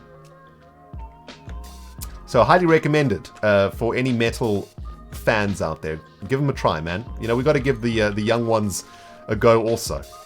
Of course, the young ones will never touch our bands. You know, I'd be surprised if any band could ever top Tool, in my opinion, in my humble opinion. I hope that a band will, because that would be incredible. That would blow my mind. But we got to give the young ones a chance, right? Anyway, Osazor, 10 gifted subs. I don't know if I actually called that one out. That was 9 minutes ago. I think I might have been going on about Sleep Token at the time. Thank you so very much, Osazor, for coming out and helping us out with 10 gifted sub-arenos. Osazor firmly in the top spot of most generous sub gifter this month. Thank you very, very much, my friend. We also got Mikey Gaming here with the 17 months in a row. Got into metal in my teens, going for that classic symphonic metal, but also love power metal. Hell yeah, man. Guitars, drums, I'm a sucker. I can't resist it. Yay, he's carrying an arrow. Perfect, that's the one that we want. Did this guy pick up anything? Dude, can you pick up something, please? Can you pick up something? Dang it, he didn't pick up anything. No. A skeleton is going to shoot the zombies and make them angry. Alright, there we go. Kill the skeleton! Get him, zombies! Good job! Oh, man. Gotta kill that one. Okay, nice. So, we've isolated one zombie who's picked up an arrow, so he won't despawn. We'll be able to get him into a pot. Let's go. Come on, fella. Follow me. Hello. Hi. Hi there. Jeez. Slow reaction, man.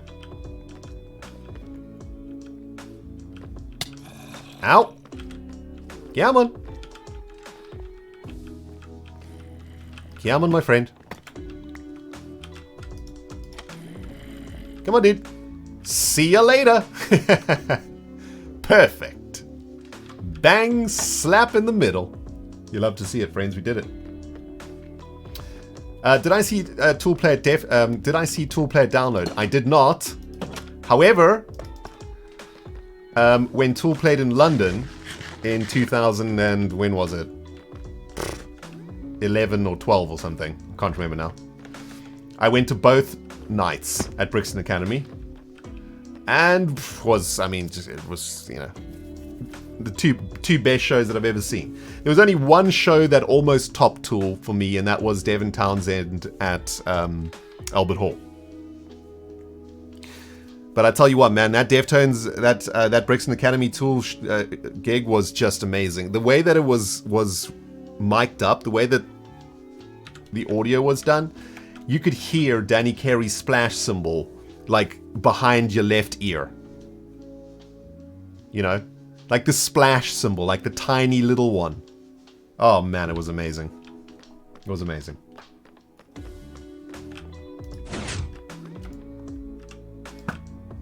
Alright. Did this fella pick up something? No. He's an infected villager too, isn't he? Can you pick up something, dude? No. Alright, he did. Pick up something, dude. Come on. Pick up a bone, pick up an arrow, pick up anything. You worst undead ever. Let's try again. Yeah, the Danny Carey Numa drum cam video is just, I mean, you know. What can you say? I mean, what is there to say? Danny Carey is arguably one of the greatest metal drummers of all time, if not the greatest metal drummer of all time, right? I mean, what is there to say? Why no name tag? Ah, this is more fun.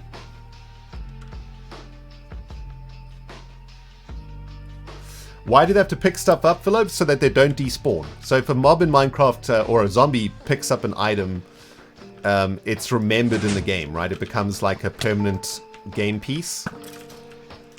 It gets saved into memory, basically. So you want the Zomberts to pick items up if you want to keep them in play.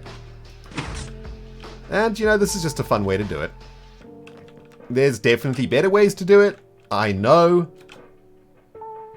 I know. Usually when I do something in Minecraft, guys, I just do it because I want to do it that way.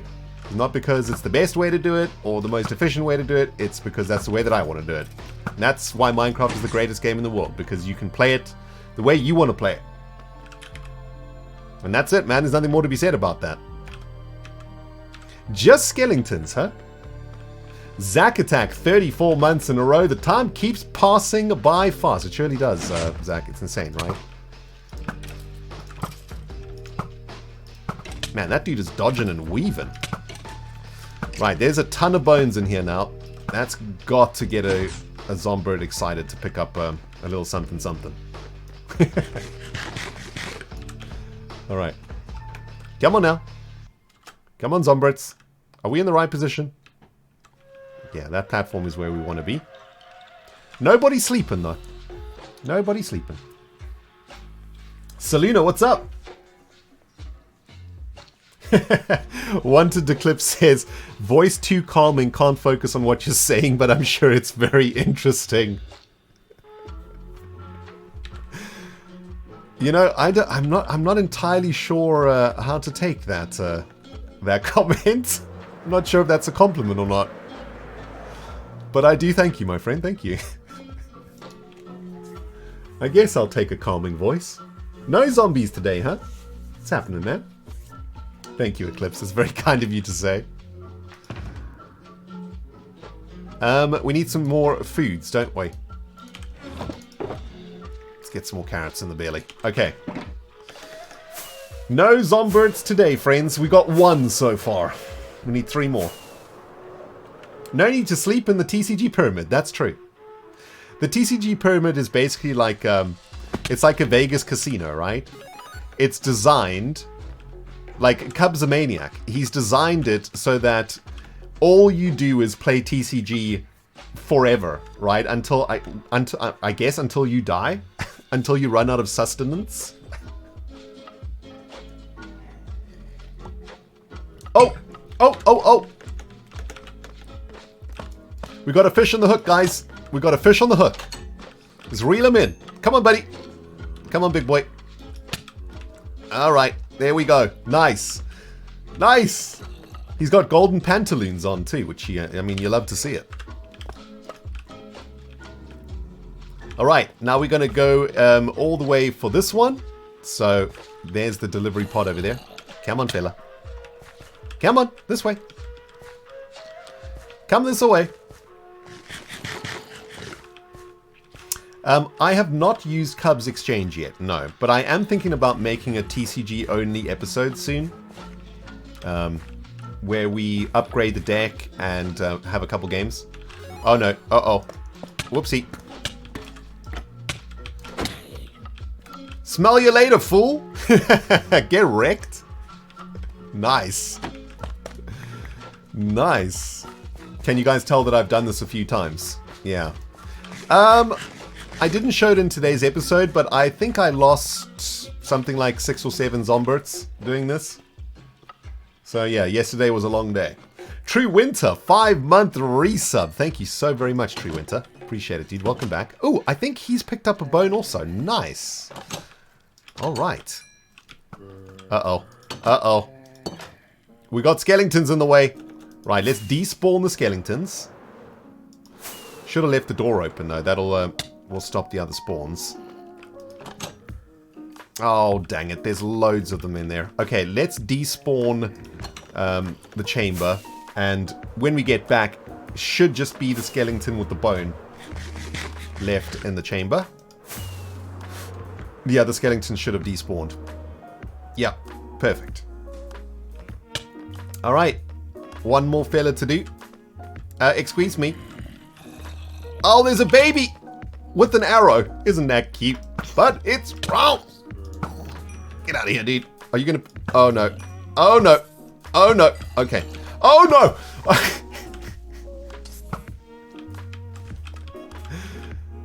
Okay, we didn't enjoy that very much, did we?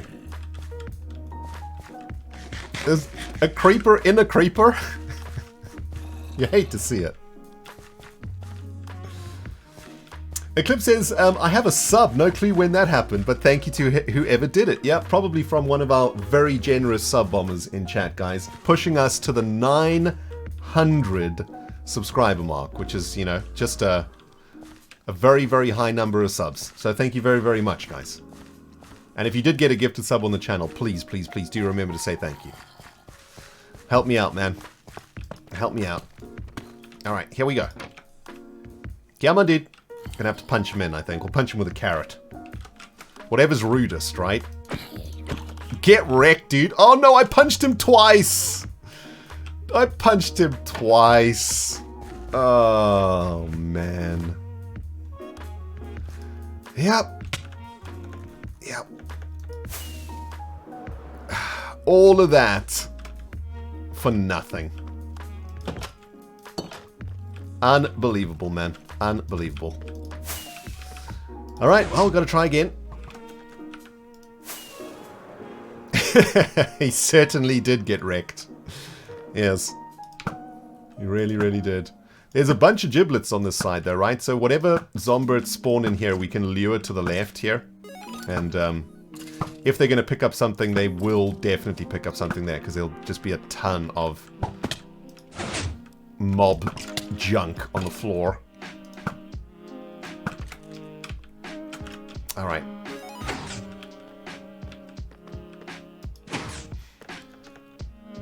Let's try spawn a couple more here, guys. Speaking of gifted subs, Brassy Chassis coming in with the 3 gifted subs to the community, pushing us over the 900 subby subs. Thank you very much, Brassy Chassis. Appreciate you.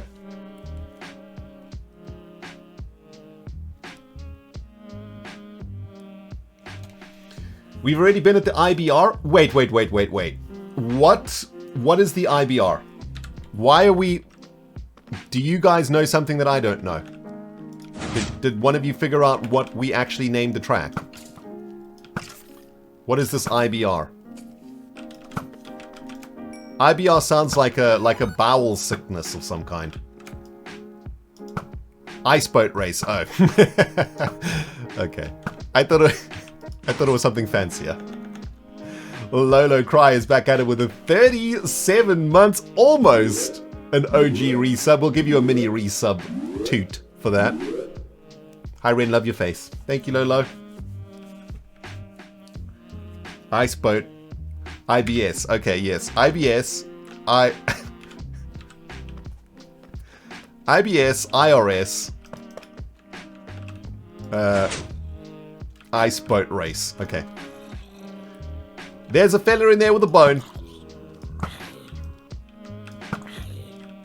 Dude, get out of the way, bone face, man.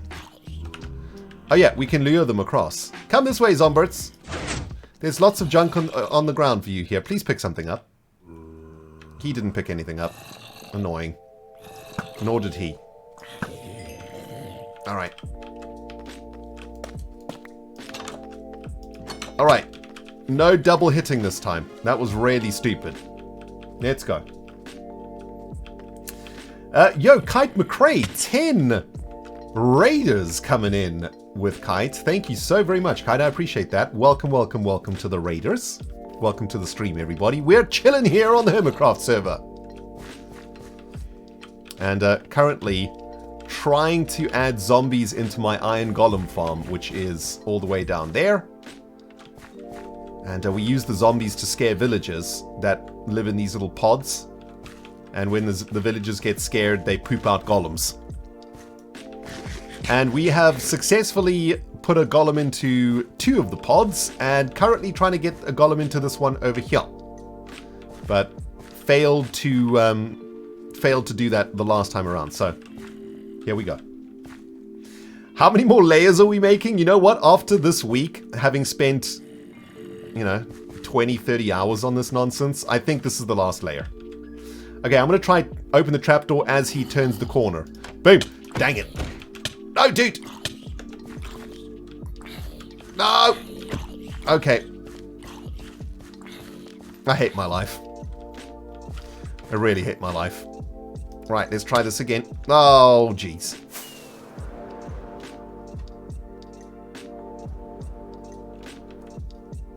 Right, if that happens again, let's do this so that he doesn't burn alive. Come on, fella.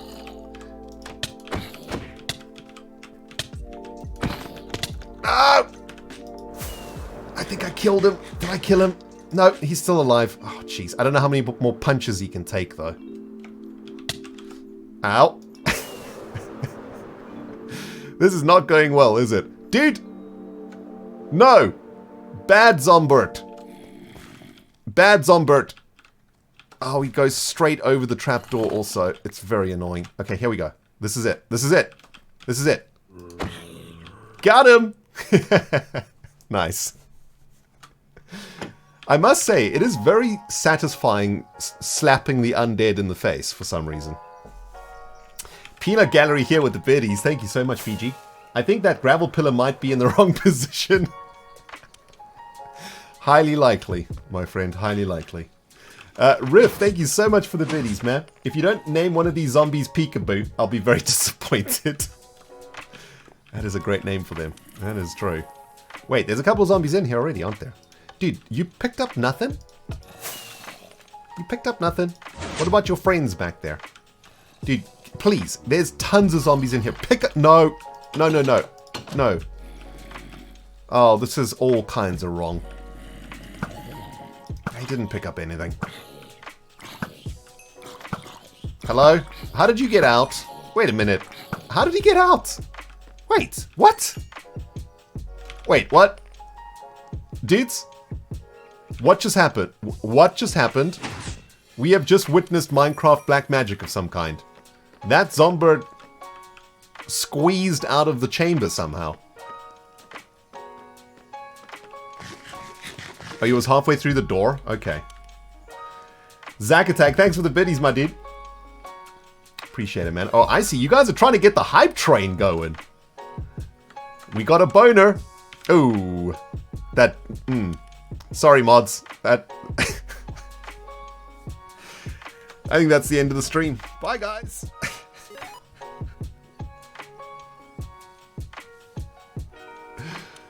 Oh, God. It's late, guys. Okay, I've been playing Minecraft for 10 hours today. I've been editing for 6 hours. Oh, God. I'm sorry, guys. I'm sorry about that. Sorry, everybody. Sorry about that. True Winter, thank you so very much for the 5 gifted subs. I appreciate it, dude. That is very, very kind of you. Saluna is here with a gifted sub too, and Keyman with the biddies. Hype Train level 2. Thank you, guys. Moon big. Moon big indeed. Okay, there's a guy with a bone. That's the one that we want. And we're going to have to do a bit of clearage. Yeah, there's quite a lot of mobbage in here. No good. Creepers to go first. They are terrifying when they come for you like this, aren't they? Okay. Oh! Okay. Still a little bit tilted by my own comment, not gonna lie. Arsazor, though, 10 more gifted subs tonight. My goodness, Arsazor, you are going nuts. Way too much generosity. Thank you so much. Thank you, thank you, thank you. Oh my goodness, there's so many mobs in there. Thank you so very much. And Lolo Cry here with some biddies. Thanks for the lol. Scorpio is here also with the biddies. Thanks, guys. Keyman with the hype train, Joy. Thank you, guys. Amazing. Oh, they're fighting. They're fighting. Don't you kill my Zombert. Why are they just randomly fighting with each other in there? Oh, they killed the zombie. Oh, no, they didn't kill the zombie. Okay, good. Here he comes. Here he comes. Through the fire and the flame. Come on, dude. This is it, guys. We're going to do it. We're going to nail it. Mystical Maid with the biddies. Thank you so very much, Mystical Maid. It was very kind of you. Thank you, thank you, thank you. Eclipse says, one time he said something sus and I did such a double take I fell out of my chair. Dude, that was honestly entirely innocent. That's what troubles me about it. You know, usually if I come up with an innuendo or something, I'll claim it, you know? You guys know, like, there'll be a little snigger or something, and the mods are like, the mods get really cross. That one was, like, unintentional. And it's the unintentional ones that sting. Foofy snorted your tea out. Sorry about that, Foofs.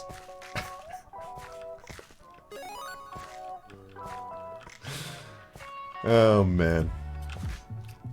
Goodness gracious.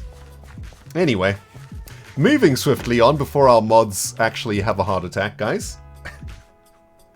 Let's get our Iron Golem farm level 2 working. And thank you so much, guys, for the level 3 hype trainness.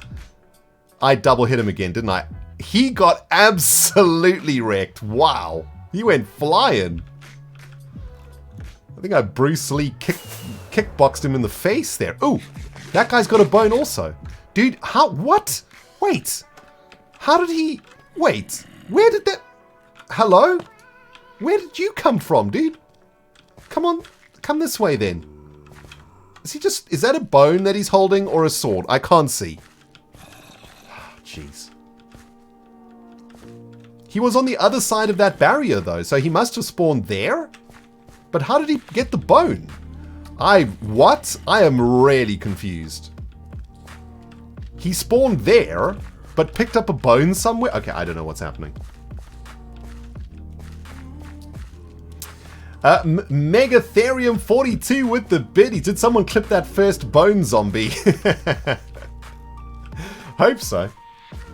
Thank you guys so very much, man. Thanks for the hype train, guys. It's always nice to see these hype trains. There's generally hype trains at the start of a stream, and, hype trains don't happen again. And when you see them happening twice, it means a lot to me, guys. Thanks very much for all the support. Oh, we left the door open. Ah, yes. All right, here we go. Here we go. One hit.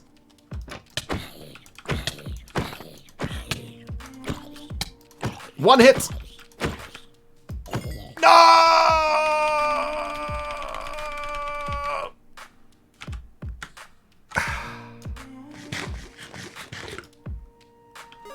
I mean, to be fair, he was just not getting in the hole, was he? He was just like, nah.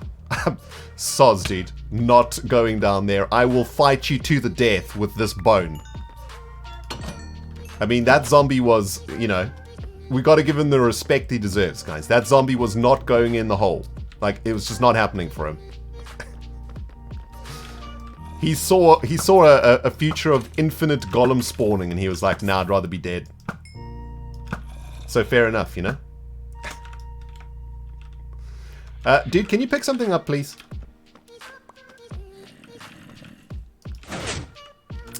Can you pick something up, please? Oh, he's got something. Nice. Okay, this is it, guys. This is actually it now. Come on, fella. This is actually it. Also, because everybody's playing TCG right now, nobody's sleeping. So I do apologize, guys. I know it is very dark. You know what we could do? Let's just go sleep real quick. Hello, villagers. I'm coming for a slumber party with y'all. I mean, it's very, very friendly in here, isn't it? Sheesh, people in boats? Like, what is going on in this boat? I don't even want to know. No idea what that golem's up to either. We ask no questions. All right, here we go. And unfortunately, this is annoying because we've got... No, he's... Idiot! Went into the sunshine. Why does this have to be so hard? Oh, man. One hit and he's going to die, guys. Yeah, maybe we need to reposition that trapdoor. That's a good point. Let me go reposition the trapdoor.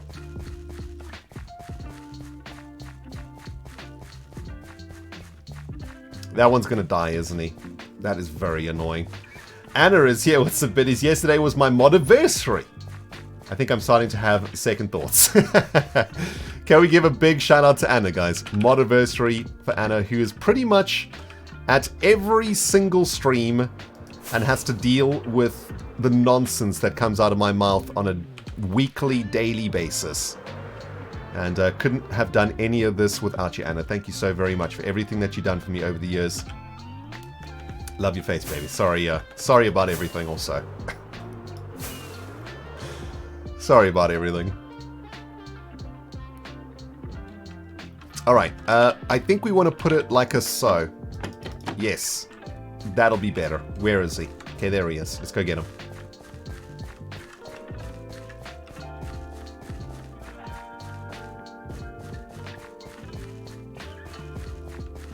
Just Lav is here also with a Prime sub. Guys, I am so grateful for all of the Bezos cash that you guys have sent me this evening. We've had like 5 or 6 Prime subs straight out of Mr. Bezos' wallet. So I appreciate you guys, man. Thank you for that. Thank you for choosing to use your Prime on me. You know, you could be using it on anybody else, and sending it in my direction means a lot. So thank you guys. Come on, dude. Come with this away. Alright, we're definitely going to get him this time. Definitely going to get him this time. Smell you later. There he goes. There he goes. Perfect. Ding, ding, ding, ding. Target hit. Nice. Alright, so that's 4 Zomberts inserted. Next step is to get rid of the pillars and replace and get water sources flowing there too. So we should get a torch in hand to get rid of the gravelays. And then we're cooking with gas up in here, friends. We are quite literally going to double the output of this golem farm. Right now, man, look how satisfying this is. Oh, it's so cool. I love Minecraft. Look at that. That is so awesome. Well, like, what have we done here? What kind of a video game is this? Is this not the greatest video game of all time that you get to do this? Like, what even is this? What are we even doing here with our lives? But yeah, as you can see, man, golems are spawning, and there's pretty much a golem in the lava at all times, which is great. But every now and then there's like a break in golem burning. I want this farm to be cooking golems 24/7. So I think another layer will ensure that there's always a golem in the lava. And so the iron ingots will just keep flowing. Sweet. Right, let's get rid of this. And we can quite literally turn this platform on now. With one of these and one of these. And one of these. We'll smell you later, Golem. This is your last moment on Earth. So, oh no, did I derp?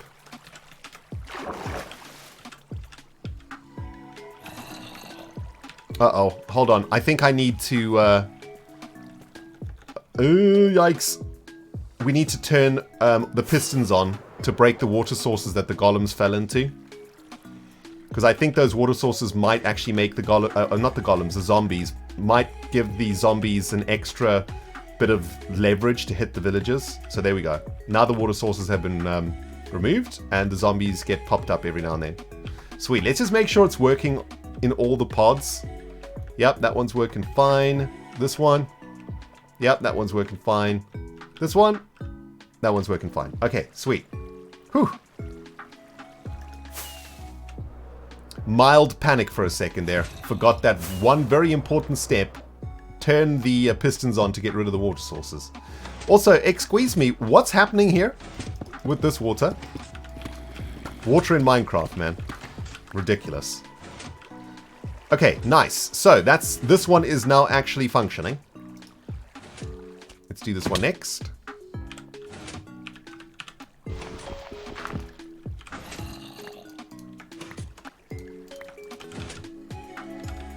Ah, it's so satisfying. Look at this. Columns of gravel plummeting to its doom while golems spawn down below. What a game. What a game. Alright, Golem, say your farewells to your friendly zombie friend. You are on your way to Valhalla. Do golems go to Valhalla? They should, right? They're heroes. Look at him. Smell you later, fella. See ya. Wouldn't wanna be ya. Whee!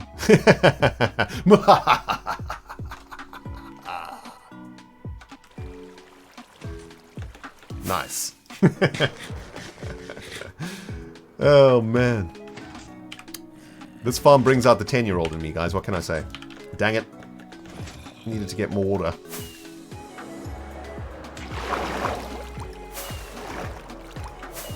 Alright, here we go. 2 more of these to do. The farm is done and dusted. Then I think we can get rid of all the spaghetti monster stuff above, get rid of all of this nonsense, get rid of the janky sporting pad, so that the that Gigacorp Island has a really nice skyline here, right? We don't want all this nonsense here.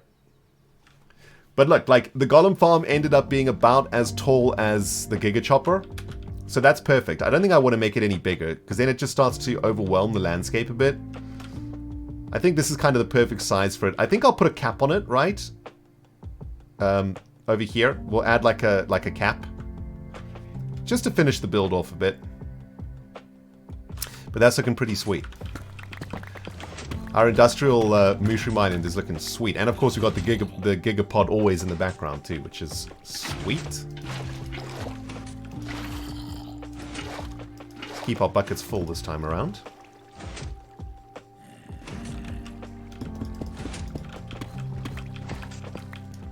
And there we go. See you later, Golem. Right, 1 more to do, and then this project is basically done. Just need to get rid of the mess, as I said, and add a cap over here on the top. A nice tall little tower or something. Maybe we'll even add like a GC or something up here, right? Like a billboard. Maybe we add like a TCG billboard up here, right? Like a bit of advertising here on the industrial island. That could be pretty cool. Oh, we'll figure something out. Smell you later. There, that's it. Okay, level 2. Up and running, dudes. Amazing.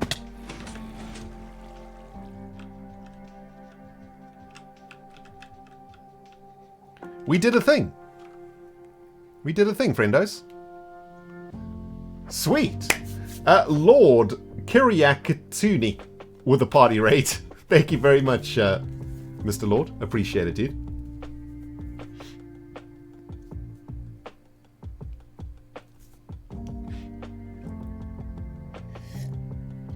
Bjornar's in the house tonight doing some things, some magic stuff with Ren the bot. Bjornar, I have no idea what you're up to, but you look busy, so I'm just going to leave you to it, man.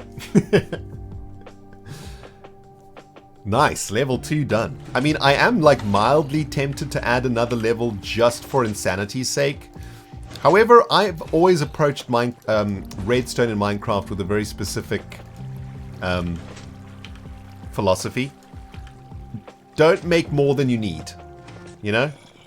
Like, yes, we could produce 1,000 golems a minute and produce 10,000 ingots a second. You know, yeah, you can do that if you're Psycraft. That's what Psycraft does, and that's why Psycraft is awesome. But that's Psycraft's lane, and that's not my lane. And I'm not interested in that sort of stuff. I'm just interested in using redstone to produce what I need for me. And that's what we've done out here on Gigacorp Island. We've got some redstone stuff here, right? This is a sapling farm that we use to get saplings for our Giga Chopper. This is a 16-cell TNT tree chopper, which is definitely not the most efficient way to farm trees, but it's by far the most awesome. You blow up the... What's happened here? What happened? Uh-oh. Uh-oh. Uh-oh. Maintenance required. There's been some... Wait, what? Oh, geez. I was messing with the triggers here the other day. I think I might have, like, completely messed this up and the TNT's been blowing up inside of the chambers. That's not good. We got to fix that. Anyway, chops 16 double-sized trees per cycle, which is awesome. We have this massive creeper farm over here, 4 creeper spawning cells.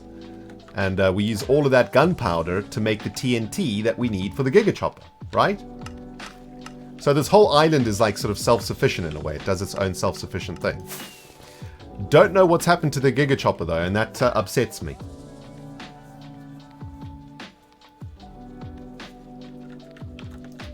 Alright, let's see. Now, theoretically, this is what I want from our Iron Golem farm. I want ingots to be flowing into the chests pretty much consistently.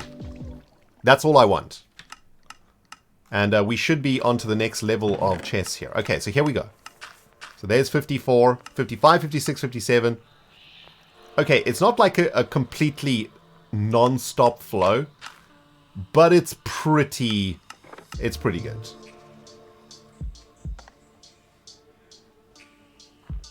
Yeah, it looks like none of the gold blocks got blown up in the Giga Chopper. Those are the important blocks. Yeah, it looks like Keralis might have done some button pressing, exactly. I think what happened, I remember a moment I was chopping trees where I pushed the buttons twice. If you push the buttons twice, it releases 2 TNTs. And maybe one of them got... And then a piston releases the TNTs into the trees below. But if there were 2 TNTs released, the piston might have closed again before the second TNT I released was able to drop. And maybe it got stuck up there. So it looks like we're making about half a stack a minute, right? Is that about right? Let's time this. I want to see exactly how much we're making. Okay, wait a minute. Let me get a clock out. Get the stopwatch out. Okay. We are going to start after... Wow, there's a lot coming through. We start as soon as I hear the next click of the dropper. because that's when ingots are hitting the system. There we go. We've started. So we're going to time this for a minute. See what we get in a minute. Princess is back at it with a 40 months in a row. Hi, Ren. Hope you're having a great day. I am now. Because all my beautiful people are in chat with me tonight, man. I'm loving seeing all of the regulars in the house tonight, guys. Thanks for coming, guys. Welcome, Princess. We're chilling, man. We've done quite a lot of work today, actually. We finished adding ice to the tunnel at the boat race. And now we just finished adding Zomberts into the second level of the Iron Golem farm. And we're currently timing the production rate of the farm. 40 seconds in, 35 ingots generated. 46. 50 seconds. 43 ingots, 56, 57, 58, 59, 60, and you know what? Just to keep a nice round number, let's go with 50 ingots a minute, right? So we get the old calculator out. Let's work out our production rates here. Just for science, right? And history. So 50 per minute times an hour is 3,000 ingots an hour. Divided by 64 is 46 stacks an hour, right? Is that right? See you, McBro. Thanks for hanging out tonight, man. We see you again soon. Is that 47 stacks an hour? This is pretty good. That's like, what, basically a double chest an hour?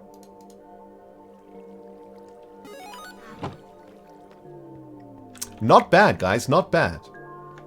Not the, like, most insanely fast Iron Golem farm that it can exist. I mean, if we added a third level to this, well, I guess that would increase the speed by 50%. I mean, that's what's nice about this farm that Netstalker from my Redstone team built for me, right?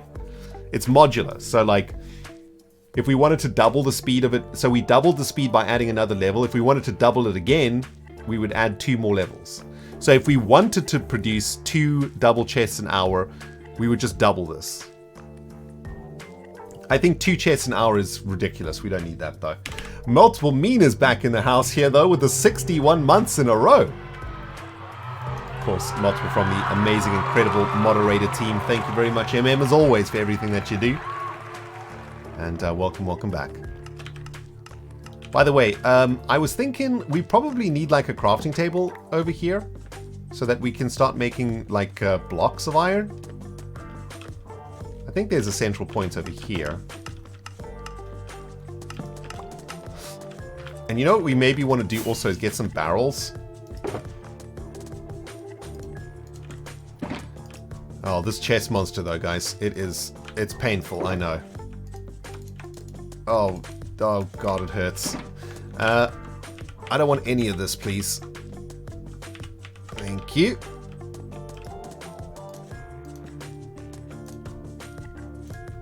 Right, barrels. This is what I'm thinking. 2, 3, 4. So this is where we'll store the iron blocks. Right, so we take it from here, for example. Oh, you know what? We want a clean inventory to do this, though. That's for sure.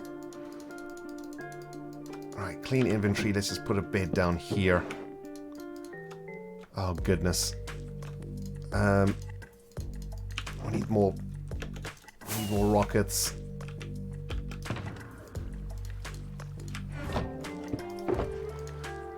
Rockets. Do we have like an empty... Where are all my shulker boxes? Oh, this is a nightmare, guys. This is an absolute nightmare. We need to do some serious cleaning. I can't wait for our storage system, honestly. This is painful, friends. Okay. Clean inventory. Now we can go into factory production mode, right? Factory production mode. So, Fill up the entire inventory with things. Into blocks we go.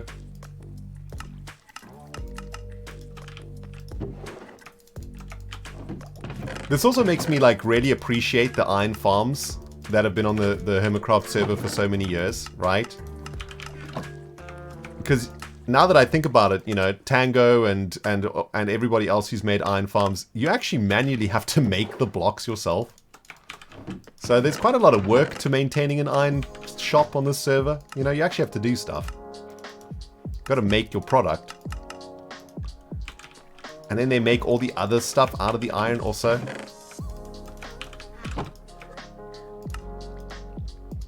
Maybe that's what we could do, man. Maybe we can open an iron goods shop where we just sell stuff that iron makes, right? So what can we sell? We could sell like anvilays, cauldrons, rails, trapdoors, fencage. Like if we end up having more iron than we ever need, right? Which I think we probably will end up having more iron than we ever need. Because this farm is doing pretty well. Look at this, man. Sheesh. Oh, whoops. Nice. Yeah, we need to take the anvil walls up a notch, right? Maybe if we can sell anvils en masse, we'll get the anvil wall going. I guess we can really tell like how many golems are going into this thing from a view like this, right?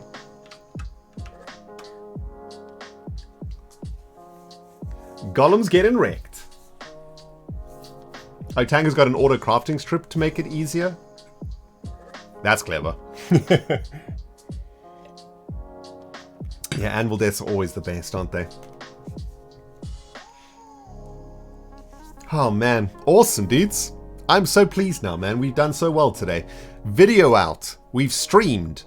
We've finished the ice section at the boat race in the tunnel. We made the second level of the golem farm work. Today has been a very productive day. And it feels good. Hope you guys have been having fairly productive days and weeks and stuff also out there.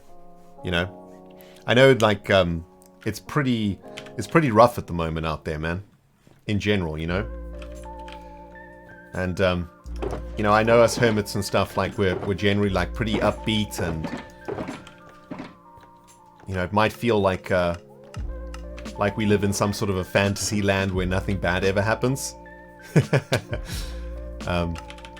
But you know, we feel it just the same. We are just as nervous and just as scared as about what's happening in the world right now as you guys are too. And yeah, it's always good to know that during these tough times we can at least have somewhere that we can find a bit of peace. And well, for us weird Minecraft nerds, that's Twitch, where you can come and hang out with your favorite hermit community and just get away from all the madness for a bit.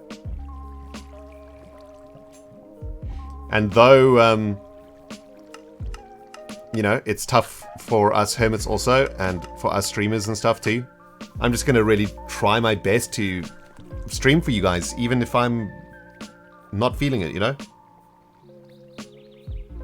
Because if I can help some of you guys feel a bit better for a bit, then that's adds a lot of meaning to my own life.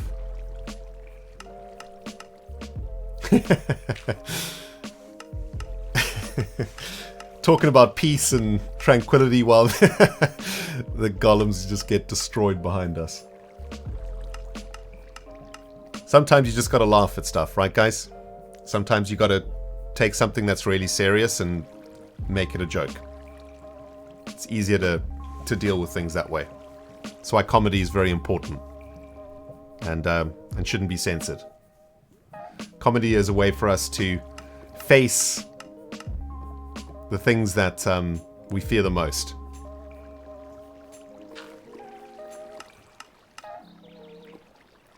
But anyway, dudes, I think that's probably, before we get too deep around these here parts, I think that's probably going to do it for today.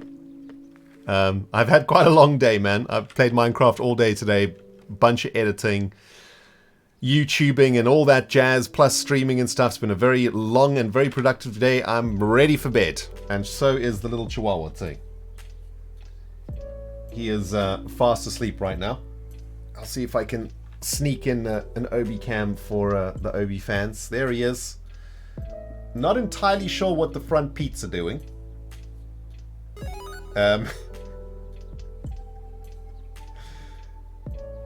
It looks like it looks like he's playing basketball and he's about to drop a hoop, right? Doesn't it look like he's dropping a hoop? Oh, fast asleep. You love to see it, man. But yeah, my goodness, on the button, DTG Kosh, firing off the alarms with the 10 gifted subs. Thank you so very much, Kosh, my friend. How you doing, Kosh? Hope you're well, man. Very, very kind of you, Kosh, as always. Of course, guys, if you're new here and you don't know the name Kosh, well, it's been a very important part of this community for very many years. And Kosh's support and many others' support also, all of my amazing Patreons, all of the mods, got me through some tough times over the last few years. Appreciate you guys very much.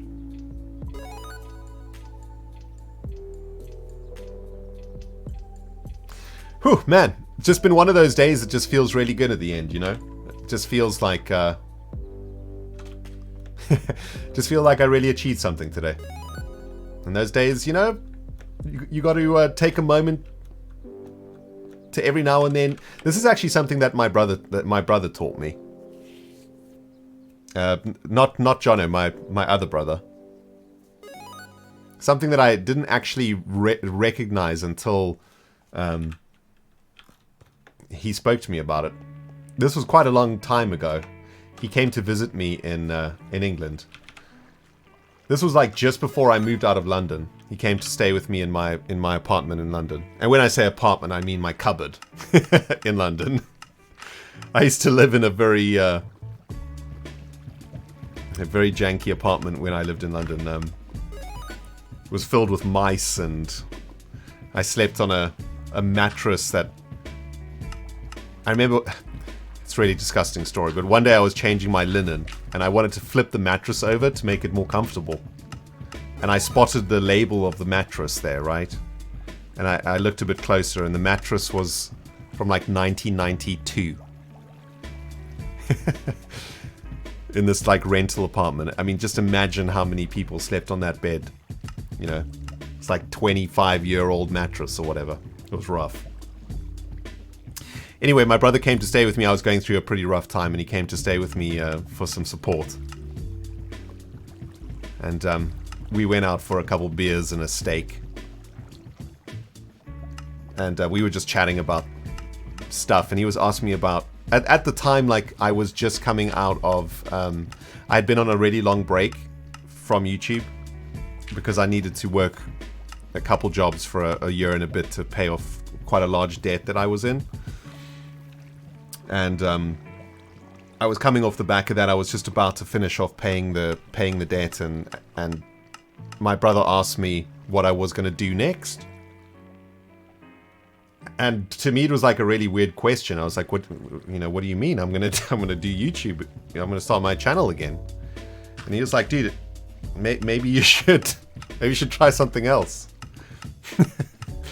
Obviously, it didn't work out. You know, like maybe you seem to be doing quite well in London. Why don't you try like, pursue that career that you were doing? I wasn't doing well. I was only doing well because I was working 2 jobs. I was like, no, man, the only thing that I've ever found joy and passion in and actually want to get up in the morning and do is making videos. That's what I'm going to do. And he was like, yeah, that's awesome, but, I'm worried about you because the last time you tried that, look what happened. And we started talking about, like, what it takes to be a YouTuber and a streamer and the sacrifices that you have to make. And how working in an office is just such a, in a way, it's a much better thing to do. Because becoming a YouTuber or a streamer is an all-engulfing, all-encompassing endeavor. Like, and maybe it's not for all content producers, but certainly for someone like me, especially having done this for so long now. And I've spoken about this before. There is no difference between the me and the content anymore. Like, I am fused with my work now. My videos, my streams, and myself are one. Which is why it all means so very much to me, right? Because if my channel if my content suffers, I suffer, and vice versa, right? So I was trying to explain this to him, you know, because his approach was like, why don't you just get another job, right? Which is true. Like, if you're working in a job and you're unhappy, you can always just get another job, right? But for me, like, this content creation and stuff, I've never been unhappy doing it, and it's not just a job. It is I. Is that English? It is I.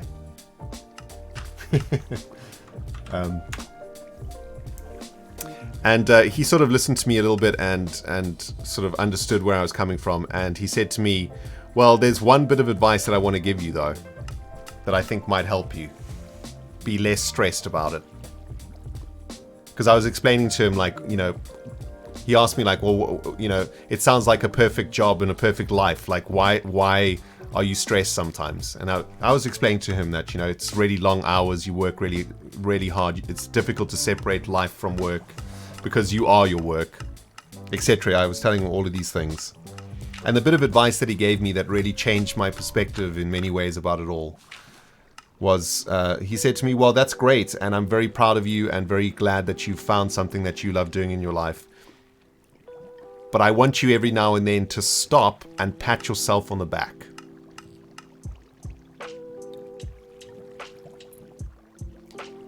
When you are doing something in life, anything, it doesn't matter what it is, and you are achieving something that is great in your little bubble, it is absolutely vital that every now and then you stop, you look at yourself from the outside, and you pat yourself on the back. And you congratulate yourself for what you're doing. Especially if you are a self-employed person that has your own job, have your own business, and you don't have a boss who congratulates you for a job well done, right? Like, that's one of the great things about working in an office, right? Say you work on a project and you complete the project. You get to celebrate that with your colleagues. Your boss comes to you and says, dude, you know, you did such a great job on that project. Fantastic. That's one of the best projects that we've done at the company. Here's a bonus for you. You know, your salary's going up next year, whatever. In an office job, you get rewarded for your hard work and you get recognized for your hard work from your colleagues. But when you are a YouTuber or a streamer or even just a single person business owner, no one congratulates you, right, for your achievements. So it's really, really important that you do it for yourself. To remind yourself of why you're doing all of this, right?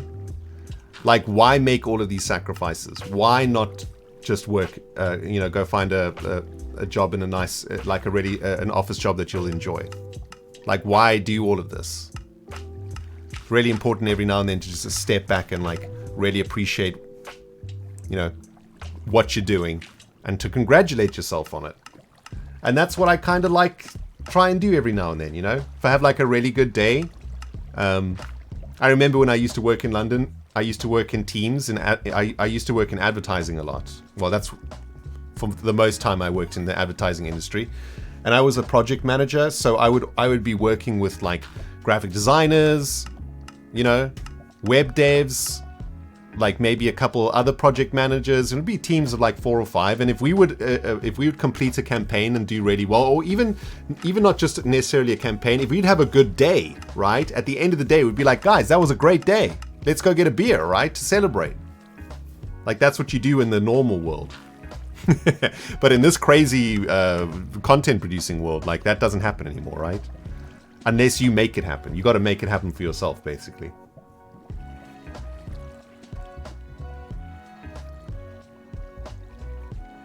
And today was a great day. So congratulations, me, for a great day. And thank you all for being a part of it. And for making it a great day. Anyway, listen. I'm waffling. The Chihuahua needs to go and poop some peeps, friends. So that's going to do it for this evening. Looks like we got peeps playing TCG, right? I know, it's just Cub right now. I'd love to go play Cub some TCG, but gotta look after myself also. Need to get some sleep so that we can wake up tomorrow and have another great day. Going to send you over to Cub anyway, though, guys. So please do send him some love from the Cyberdog Nation. I do want to say, though, a big thank you to the moderators, as always, for putting up with my nonsense and looking after this channel so amazingly. Thank you very much, guys. And another really big thank you to all of you guys for the incredible generosity tonight, friends. Amazing. Just Lab, thank you for the biddies. Appreciate it, and thank you, Scorpius.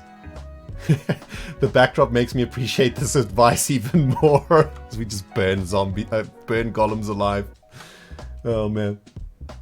Cub's not streaming? Alright, shall we send you over to the wonderful Skizzle Man then? Are they busy? Is the good old Skiz and Imps, are they up to some shenanigans?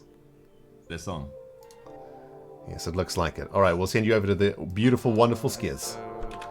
And do send him some love from me, my beautiful people. And we'll see you again really, really soon. Okay, everybody? Probably, maybe tomorrow night. Maybe. If not, then on Friday. Thanks for watching, everybody. Thanks for all the good vibes and all the loves. And make sure that you congratulate yourself every now and then, okay? You're all doing an amazing job. Whatever you're doing it great. See you guys again soon. Bye, everybody.